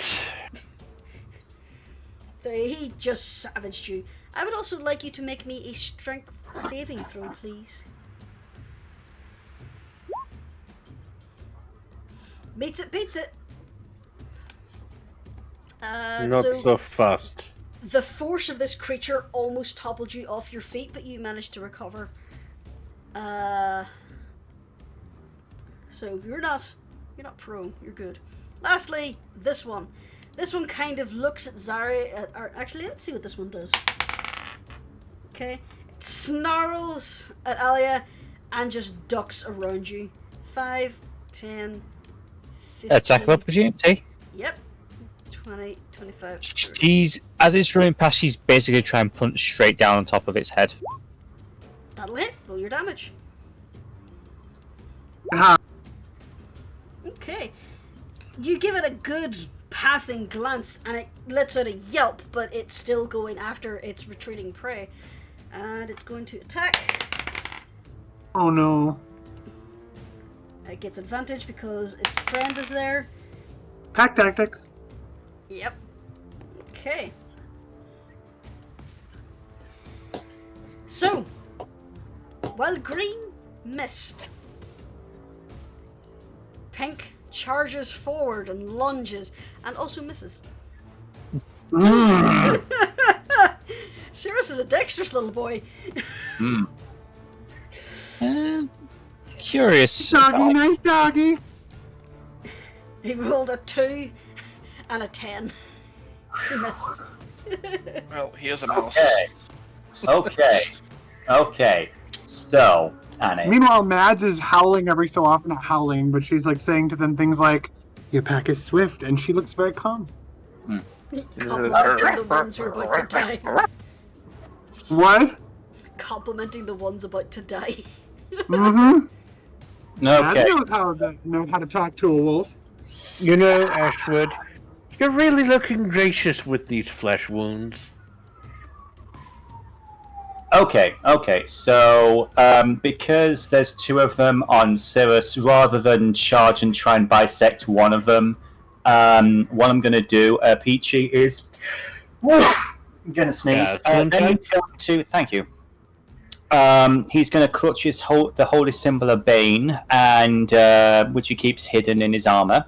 And he is going to channel divinity. I'm going to use Conquering Presence. I would like each of these guys here, within 30 feet. Yeah, all three of these gits. In fact, yeah, this one. Well, yeah, because no. As far as I'm aware, Mads has got that chance to 1, 2, and 3. I need them to make a wisdom saving throw. My spell save is going to be 12. Okay. Let's see. Green. Fail. Pink. Excuse me. Succeed. Orange. 12, did you say? Yeah, it's a 12. Succeed. I'm afraid green Ignore is the that. only one who failed. Okay. I'm going to charge over 5, 10, 15, 20, and I'm pretty sure that it counts as my action. Bonus action. Oh, you little gits. Okay. Bonus action. I'm going to activate Divine Favor. So the Great Sword just erupts with this really sickly blue light. And I am just, yeah, my focus is on the one that did not save. And I'm just like, I'm going to carve it to pieces in the next turn. Okay. Elliot, to answer your question, unless you have an ability that allows you to sneak attack, you're not stealthed, they know you're there. She has sneak attack. I keep forgetting you're a rogue. Yes, you have an ally within 5 feet. You can sneak attack. Okay. Okay, next Why up. do I have the feeling that I'm going to be that ally? Next up is Cirrus. Cirrus is first off going to action disengage. 5, 10, 15, 20, 25. And hide behind Hunter. As he's hiding, he's going to point one of the ember blooms at the wolves, realize that it's the wrong thing, drop the ember bloom, pull out a wand, and use it to cast Firebolt on Green. Peachy doesn't need a critical failure here. Sorry! 3 plus his proficiency. So that is 7 points of fire damage to Green Boy. God, how hardy are these guys? They are very big wolves. I just picture like Mad sitting there. She's petting them all three if they're letting her, by the way. To give you She's a like, size comparison as well, Cirrus is like a domestic house cat to a husky. yes. Oh, wow. Oh. These are not normal wolves. They are So huge. the 5'4" lady sitting on the ground has the wolves towering over her. Sit it down. With them sitting, they are about your height. Oh my god, these are big boys. These are She's, huge. and she's Rascal, just petting them. you make a very nice bite-sized snack for them. She's saying, So that's She's just- serious. squitching them like, you know, this is a natural part of life. We accept it. So Cirrus is like now hiding behind Hunter's leg with his little wand. Oh no. Rascal. Speaking of morsels, So, I had an idea. It's probably really stupid, but I'm gonna pitch it. I have the blue flare gun still. you are in the middle of nowhere. Oh yeah, it's not for assistance. No, no, Oh, no. Going my to be goodness. fired at a wolf. Yes, I knew what he was doing. Yeah, That's my I very want bad to he's shoot at the innovative. wolves. You're gonna turn them into fireworks. Exactly. Roll a ranged attack? Come on, let your colours first. Should I just like click the crossbow for simplicity's sake? Sure. Yay. Start right. Oh come on! Okay. You Wait. Lucky. I like it. I like it. go on. Let's try that again, shall we? Come on. Oh no! Well, Can it's Lucky better. Can it be Look. used repeatedly? I got one more point. I got a question for Once the per DM. reroll, How, you can only reroll once. Yeah, yes, Right. Hazan. so, how much fire damage did I just take? Well, he didn't roll a natural one. Hmm. Which one were you aiming for, green or pink? Pink. Okay. So Rascal pulled out his flare gun and fired. Unfortunately, he was not expecting the kickback you get from these flare guns. Nope. So, the recoil. Have you ever seen that that gif of the person who fires the revolver and it jumps out of his hand and flips over his shoulder? Yep. That was the kind of thing that just happened, and it caused the blue flare to just sail over the head of the blue wolf. The pink wolf. Both pink and green and Captain Vizan are now covered in blue dye. The flare has landed somewhere over here and is just spewing blue smoke. Again, I gotta say, now we know why the Peachy we met was so pissed off. Yes. I love the He's fact. literally gonna blow a gasket anytime anyone mentions Waterdeep. He just kills them. He just kills them. He He overhears the looks word like Waterdeep, someone but who he was slits it changing through. the toner in a photocopier and it just exploded over him. Like one side of him was just blue. Yeah. The best part of this is like when we actually get back to doing Curse of Strahd, because technically he's still around, this gives me so much more fun stuff to work with. I love it. And the worst thing is you're going to be stopped by a guy named Paul Bunyan. About to say his wife can call him Babe now. Ooh. I appreciate you making yourself blue. But, Yeah. Yeah. Rascal, your attack missed, and Captain Bazan is now blue, dab and dee-dab and die. Is there anything else you would like to do? I presume that took an action, yeah? Yes. Alright. Then I'm just gonna square up with Pink to hold its attention, and that'll be my turn. Next round, you're throwing it at Pink. The empty flare gun. Hell yeah. Alia's going to move 1, 2, 3, 4, 5, and 6. Zoop. She's going to make her first attack with advantage. Go for it. And you can use the sneak attack as well. That misses. I can't use a sneak attack because I did not hit. Yeah, if you had hit. Yeah. Miss. Oh, for God's sake! Wow. How the hell does that even happen? Welcome to Monk! Sorry. No, I've been getting 13, 13, 12, 13. That's something I'm screenshotting. That's beautiful.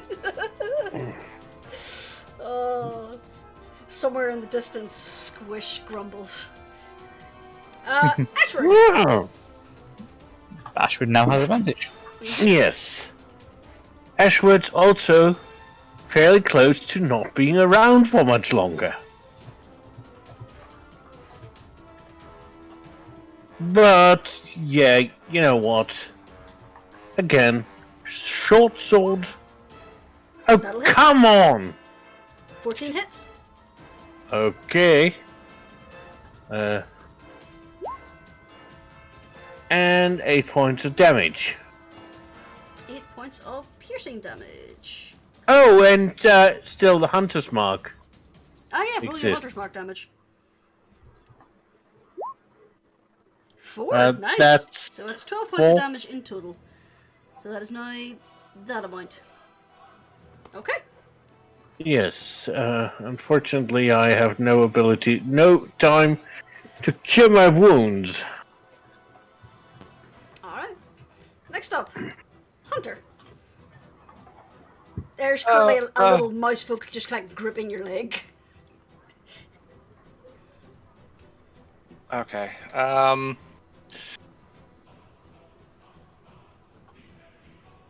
Well, I was going to use that spell because only Vyzan was there. I knew he could take it, but thanks, Rascal. All right. Someday least I can you'll get to use- that someday. At least I can use something else. So longbow on green boy. That'll hit. Piercing. Ooh. How do you want to do it?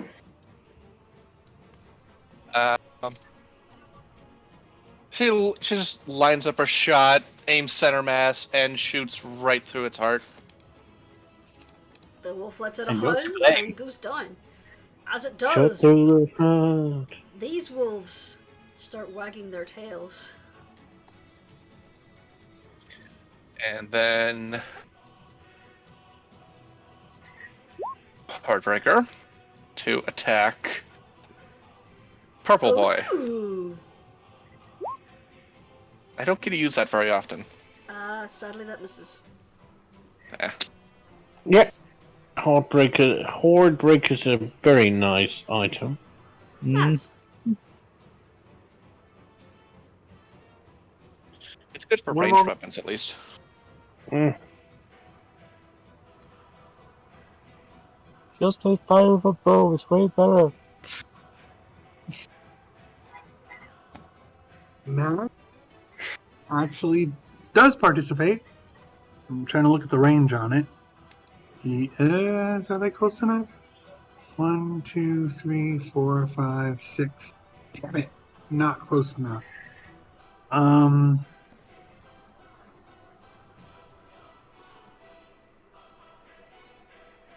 Mads doesn't fight. She simply says to the pack alpha, this place will be sacred to us. Pack Alpha just kind of looks at you mildly confused, and then looks back to the dead wolf, and there is just saliva starting to pour out of the corners of his mouth. I'll explain after you eat. Okay. Is that it? That's her turn. She does not want to risk messing up and adding 3 more wolves to the fight. First off, this one is going to keep going for the tasty morsel that's trying to escape. That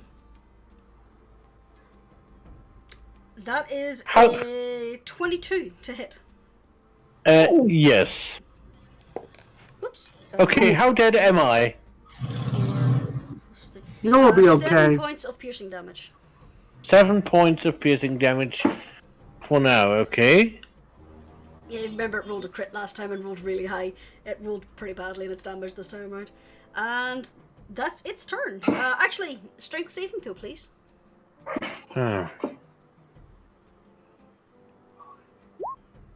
16. Yeah, you managed to throw it off again. Good. You're good. Next one, Pink Boy is going to try and take a bite out of Rascal. He feels like Considering its bites take up the majority of Rascal's torso, does a 16 hit you? Meets it beats.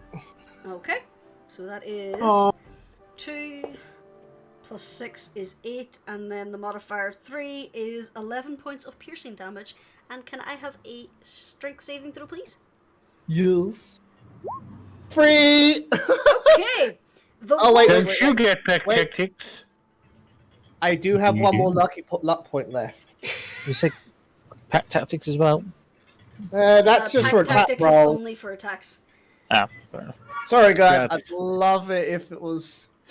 Drats. Go ahead. The thing is, Yeah. would be. Oh, hang on. Your Hang on. strength save. My sheet is being silly. There we go. That's better. Alright. So, you have like this flash where you look up and all you see is just the throat of the inside of the throat of this wolf as it starts to close its jaws around your head, and you just manage to dodge slightly out of the way, clamps down on your shoulders instead, but you manage to wriggle out because you are a squirmy boy. Yay. Yay for That being a one's squirmy my- boy. that one's my mate, says Mads. Okay. Vaizan, you're up. Okay, for that insult against Rascal, that wolf is going to lose its head.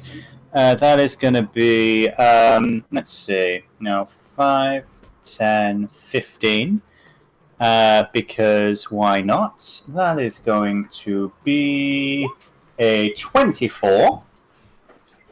That'll definitely hit. That would be a 14 slashing plus the 4 radiant from the divine power of the one true god. Which would be 5 cold damage, if I'm not mistaken. Was it? That's 5 and part of 5. the armor of Agrathith. No, that's sorry. that's the defense. Sorry. Yeah. No problem, no problem. So what was the added amount? It was an extra 4 radiance. So that's 18 points of damage in general. Okay. Yeah. You slash down the back of this wolf, and it is hurt, it is bleeding, but it's still standing.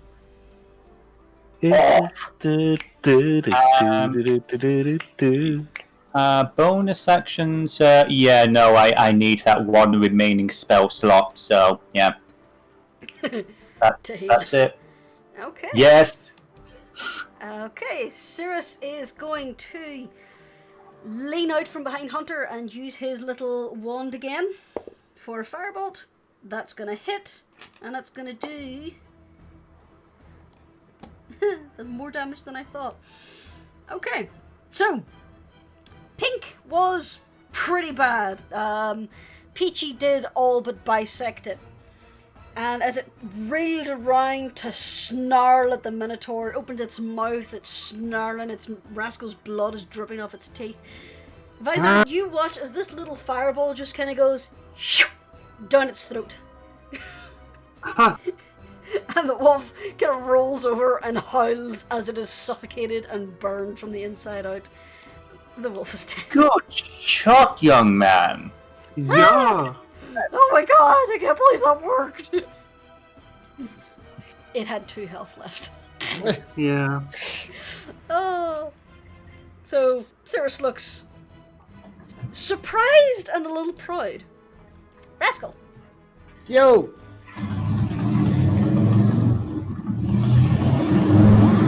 Christ almighty. The kobold I'm back sorry. behind. I'm sorry there were a few orcs coming through on the station wagon. I just looked at the captain's OOC comment. And all hail the Black Age! Great secrets remain forever! I'm going to retreat to Visor for a quote-unquote clearer shot, and by that I mean pack tactics, and shoot Orange Boy here with my crossbow. 14. That'll hit. Yay! Ooh. 5. Okay, your crossbow bolt just thunks into its side. It snaps and snarls, but it's still up. Remind me real quick. Oh, yeah. Healing ourselves with a potion is a bonus action, yes? Yes. Okay, I'd like to do that super quick. I forgot I have 2 of them. 2d4 plus 4. I think. 4. Yes. Or 2, but I'll let you have 4 because I'd like to err on the side of giving you a bonus. So 7 points. Yep. Okay, so Alia. Okay. Ali's going to go for first attack, because he's still distracted by Ashwood. That'll hit. That hits. So that's 7 plus sneak attack plus 6. D6. No, that's a D8. Sorry. Just 1 D6 for sneak attack. Ooh. Okay. And she's going to follow it up with another. That'll hit. Boom! And she still has sneak attack. Sneak attack can only proc once per turn. Yeah. However, it did only have 7 hit points left. Right, she basically just leaps up and just brings her fist straight down on the top of its skull, forcing it down onto the ground and basically smashing it. And then Mads looks over at these 3 and says, "Darlings, I told you." Okay. Sorry, I was just deleting a bot in the Twitch chat. Okay. So, Wolfie is dead. Ali's kind of got like that Iron Man pose sort of on top of it. Yeah. And as Mad says, I told you so, these wolves spur into action. They get up from where they were sitting and they sprint over here. Let them eat. And they just start It's all right. tearing into the fallen wolves. Okay. Combat over. Yeah, Peach basically has one hand. Basically, he's trying to keep between them and Rascal, and he's beckoning Ceres and Hunter over. And the idea is to, try and work their way over to Ashwood and Alia. Mad says to the Alpha, "I told you this place is now sacred. Those who walk on 2 legs will be safe here. Tell everyone He is that paying Sammy Meadows no is safe." attention to you. And if you try to get too close, he will actually snap at you. I can't hear you. You're underwater. Glub glub. I was saying, he is paying no attention to you. He is That's in fine. a feeding frenzy, and if you do attempt to step too close, he will snap at you. Oh, she would. I would think that she would know that, and Yeah. like, she would get it. She'd get close enough to not get the snarl, I would think. She knows animals. Okay. So, Cirrus kind of unlatches his one-armed grip from around Hunter's leg and goes, maybe we should go back to the camp. Or we could get the rest in the morning. That sounds like a good idea. You were positively heroic. And I think with that, we'll end the session there. Mads comes over and says to Berry Bunny, don't you die on me again. Again. Well, that's something that she would leave to me. Alright. Oh, So- you're fine, Ashford. Play of the game?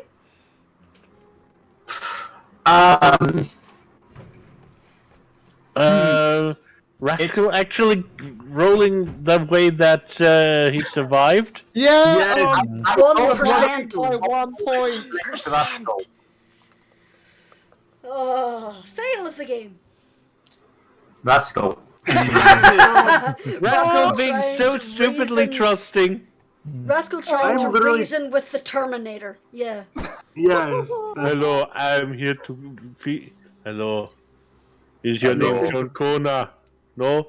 Then John prepare to die. Yeah, he was so utterly wrong about the nature of the nimblewright. He thought they had something in common, but no. Just because he's the creation of a great mind doesn't mean that he himself is a great mind. I'm not like you, Dad. No, seriously though, if Rascal had died there, I mean, I genuinely, 100% there were tears. I thought he was dead several times. Me too. And then, he died for who he was. And I absolutely 100% am behind it as a player and everything. And because I'm playing an evil character, surprise, surprise. But it's like, even Peachy, there's respect there. Mm. And it's like, it's really hard to sort of like, for me at least, it's hard to figure out how would this character actually react. And Peachy was like genuinely devastated for a moment. Yeah. Mads was ready to start blowing things up.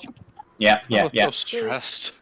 Yes. I had a number of scenarios planned.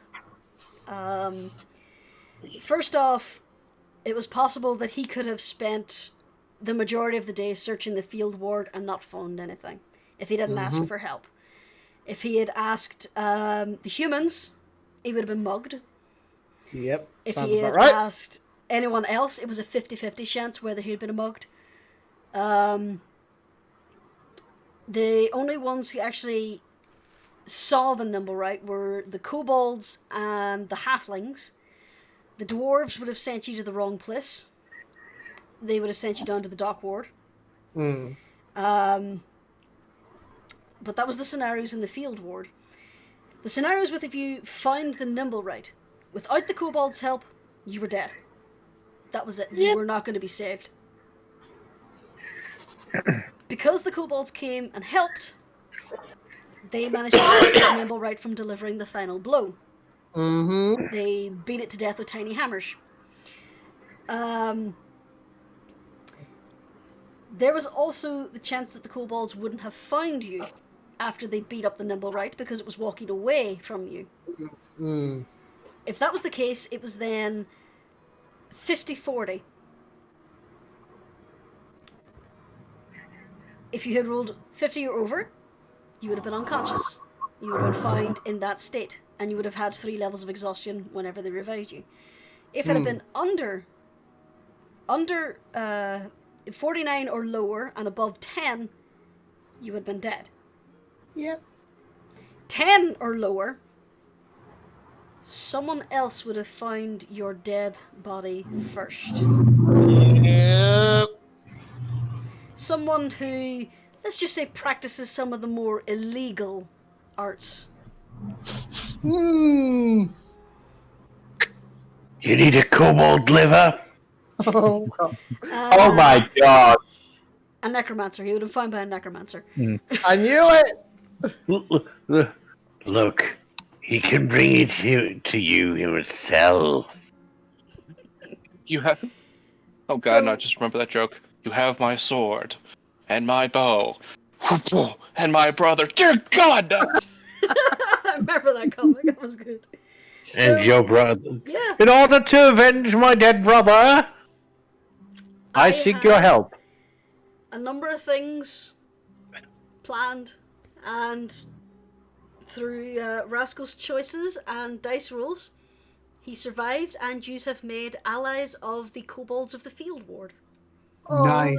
Some good came of this horrid mess. And with the Guild of the Barrel Makers and Hoopers. Ooh. Coopers. Sorry. Nice. Coopers. Oh, so we can get cheap barrels now. Ain't what you know, it's who you know. Pretty much. Yeah. They are definitely going to Nice. call you on that free round, though, so be prepared. Oh, heck yeah. Well, to be honest, I was ready to give away everything that I had, as would still have in terms of money. Aww. So, yeah, the free round is clearly on him. It was really sweet how everyone, minus Alia, of course, just leapt I mean, to the I mean, rescue. you've noticed how cold and accent-free Ashwood suddenly was to Alia. Yeah. That was intentional. Mm-hmm. I also want to point out, too, that you didn't dress Rascal before he was carried across town. Matt, Sorry, what was proud that? one. No, we had him under wraps. He's still Oh, yeah. Yeah, what's up? I'm curious about that. It's like, hey, am I being clothed or am I just wrapped up in a bundle? Matt Hunter kept me walking next wrapped. to Hunter. Marge is Mads is walking next to Hunter proudly. This is my husband, everyone. We shall fetch in the blood of his enemies and the pot tap. I still can't believe it took me right up until the point where he was snacking on the ruby before me and Peachy realised what was going on, and it's just like the internal screaming of a money-grubbing bastard at seeing that was, it was so good. I loved it so much. Wonderful. Rascal, you also now have a permanent scar across your chest, a slashing Okay. scar, Ooh. as well as a star-shaped one, kind of off to the side on your right side, or left side, sorry, from where you were initially stabbed. Mads is aroused. So you have a long one from shoulder to hip, and a little star one on your just above your left hip. I'll have to make notes of that for future artistic references. Oh, it legitimately broke my heart that Rascal couldn't get through to the nimblewright. Yeah. Yes, but It is actually impossible in the module. You can't. Oh. it's Some people already made up its mind. So sad, doomed to failure from the start, but he had to try. I Yeah, know, and it was adorable, and you were making this impassioned plea, and I was sitting thinking, I really want this to work, but it can't. It's like, It's a cold-hearted killing machine. That's all Oh it was. yeah, It was, yeah. oh yeah. You know what the nimblewright wrote in Rascal's notebook? Yeah, I've actually put that in the actual notebook document. It's not being forgotten.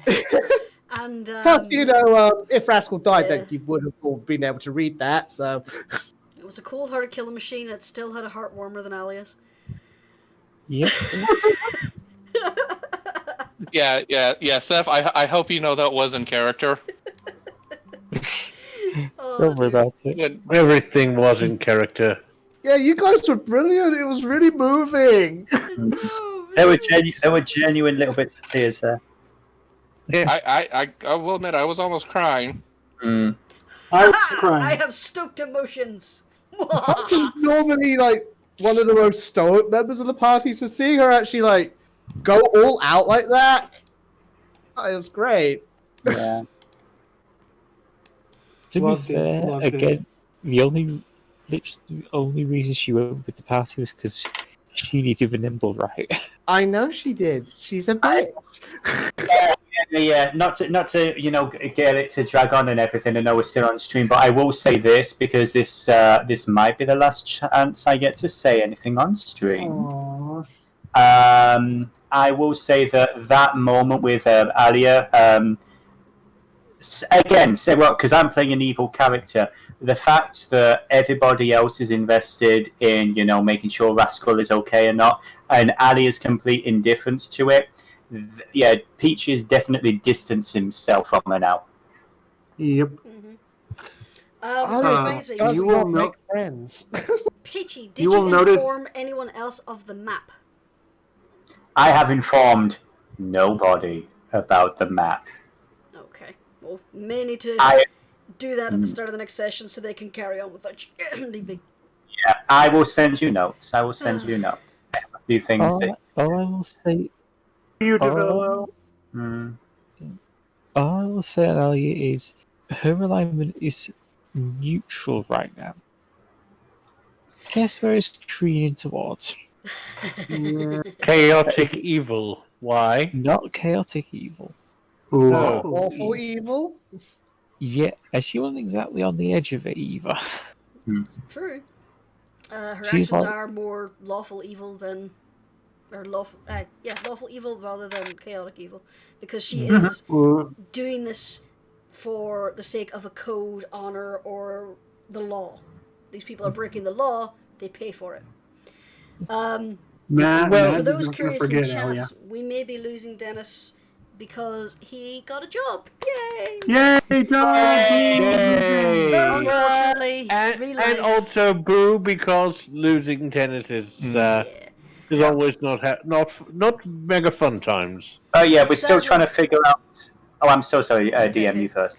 Sadly, real life does take precedence over us playing Dungeons and Dragons. But if one of us wins the Yeah. lotto, we'll just share it enough so we can play Dungeons and Dragons all the time. Oh, That is the agreement amongst everyone. We signed it in blood and clackers. Maybe over in the UK, not here in the United States. Jesus Christ. We'll see. Anyway, Getting in a lump sum. I might as well just have only won $100,000. Jesus Christ. yeah, tax.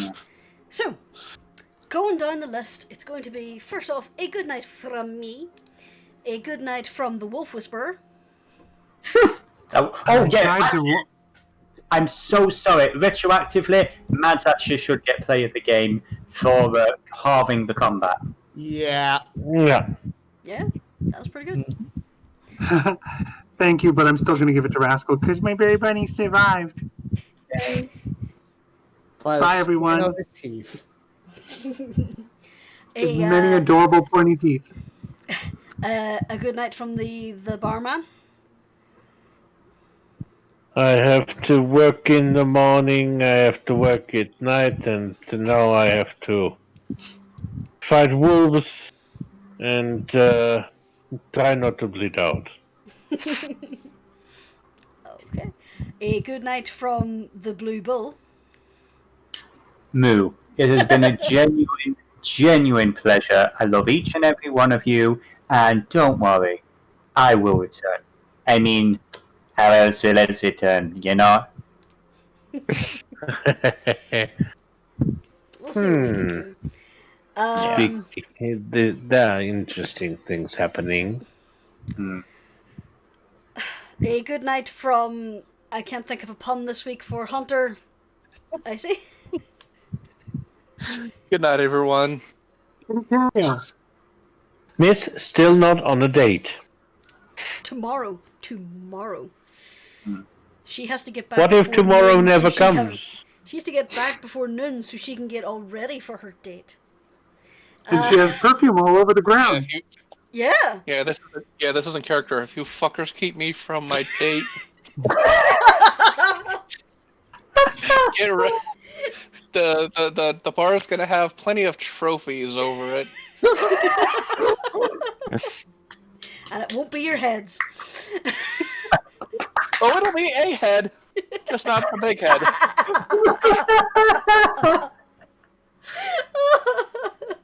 Yes. You cock black me! Anyway, that was glorious. Oh, a good night from the ribble munching red rascal. Good night, everybody. I'm not dead. He's going Yes, you are. We'll phone that in a minute. All up yet dead. I can sing. I am not yet dead. I can do the hard thing. And lastly, I have seen that musical too many times. yeah. And lastly, a good night from our rogue, no longer a cop, Alia. Night night. And we'll see you all on Tuesday for Into the Maelstrom, where I suspect shenanigans is going to happen. Oh yeah, But until tons. then, good night, everybody. Bye night. Good night.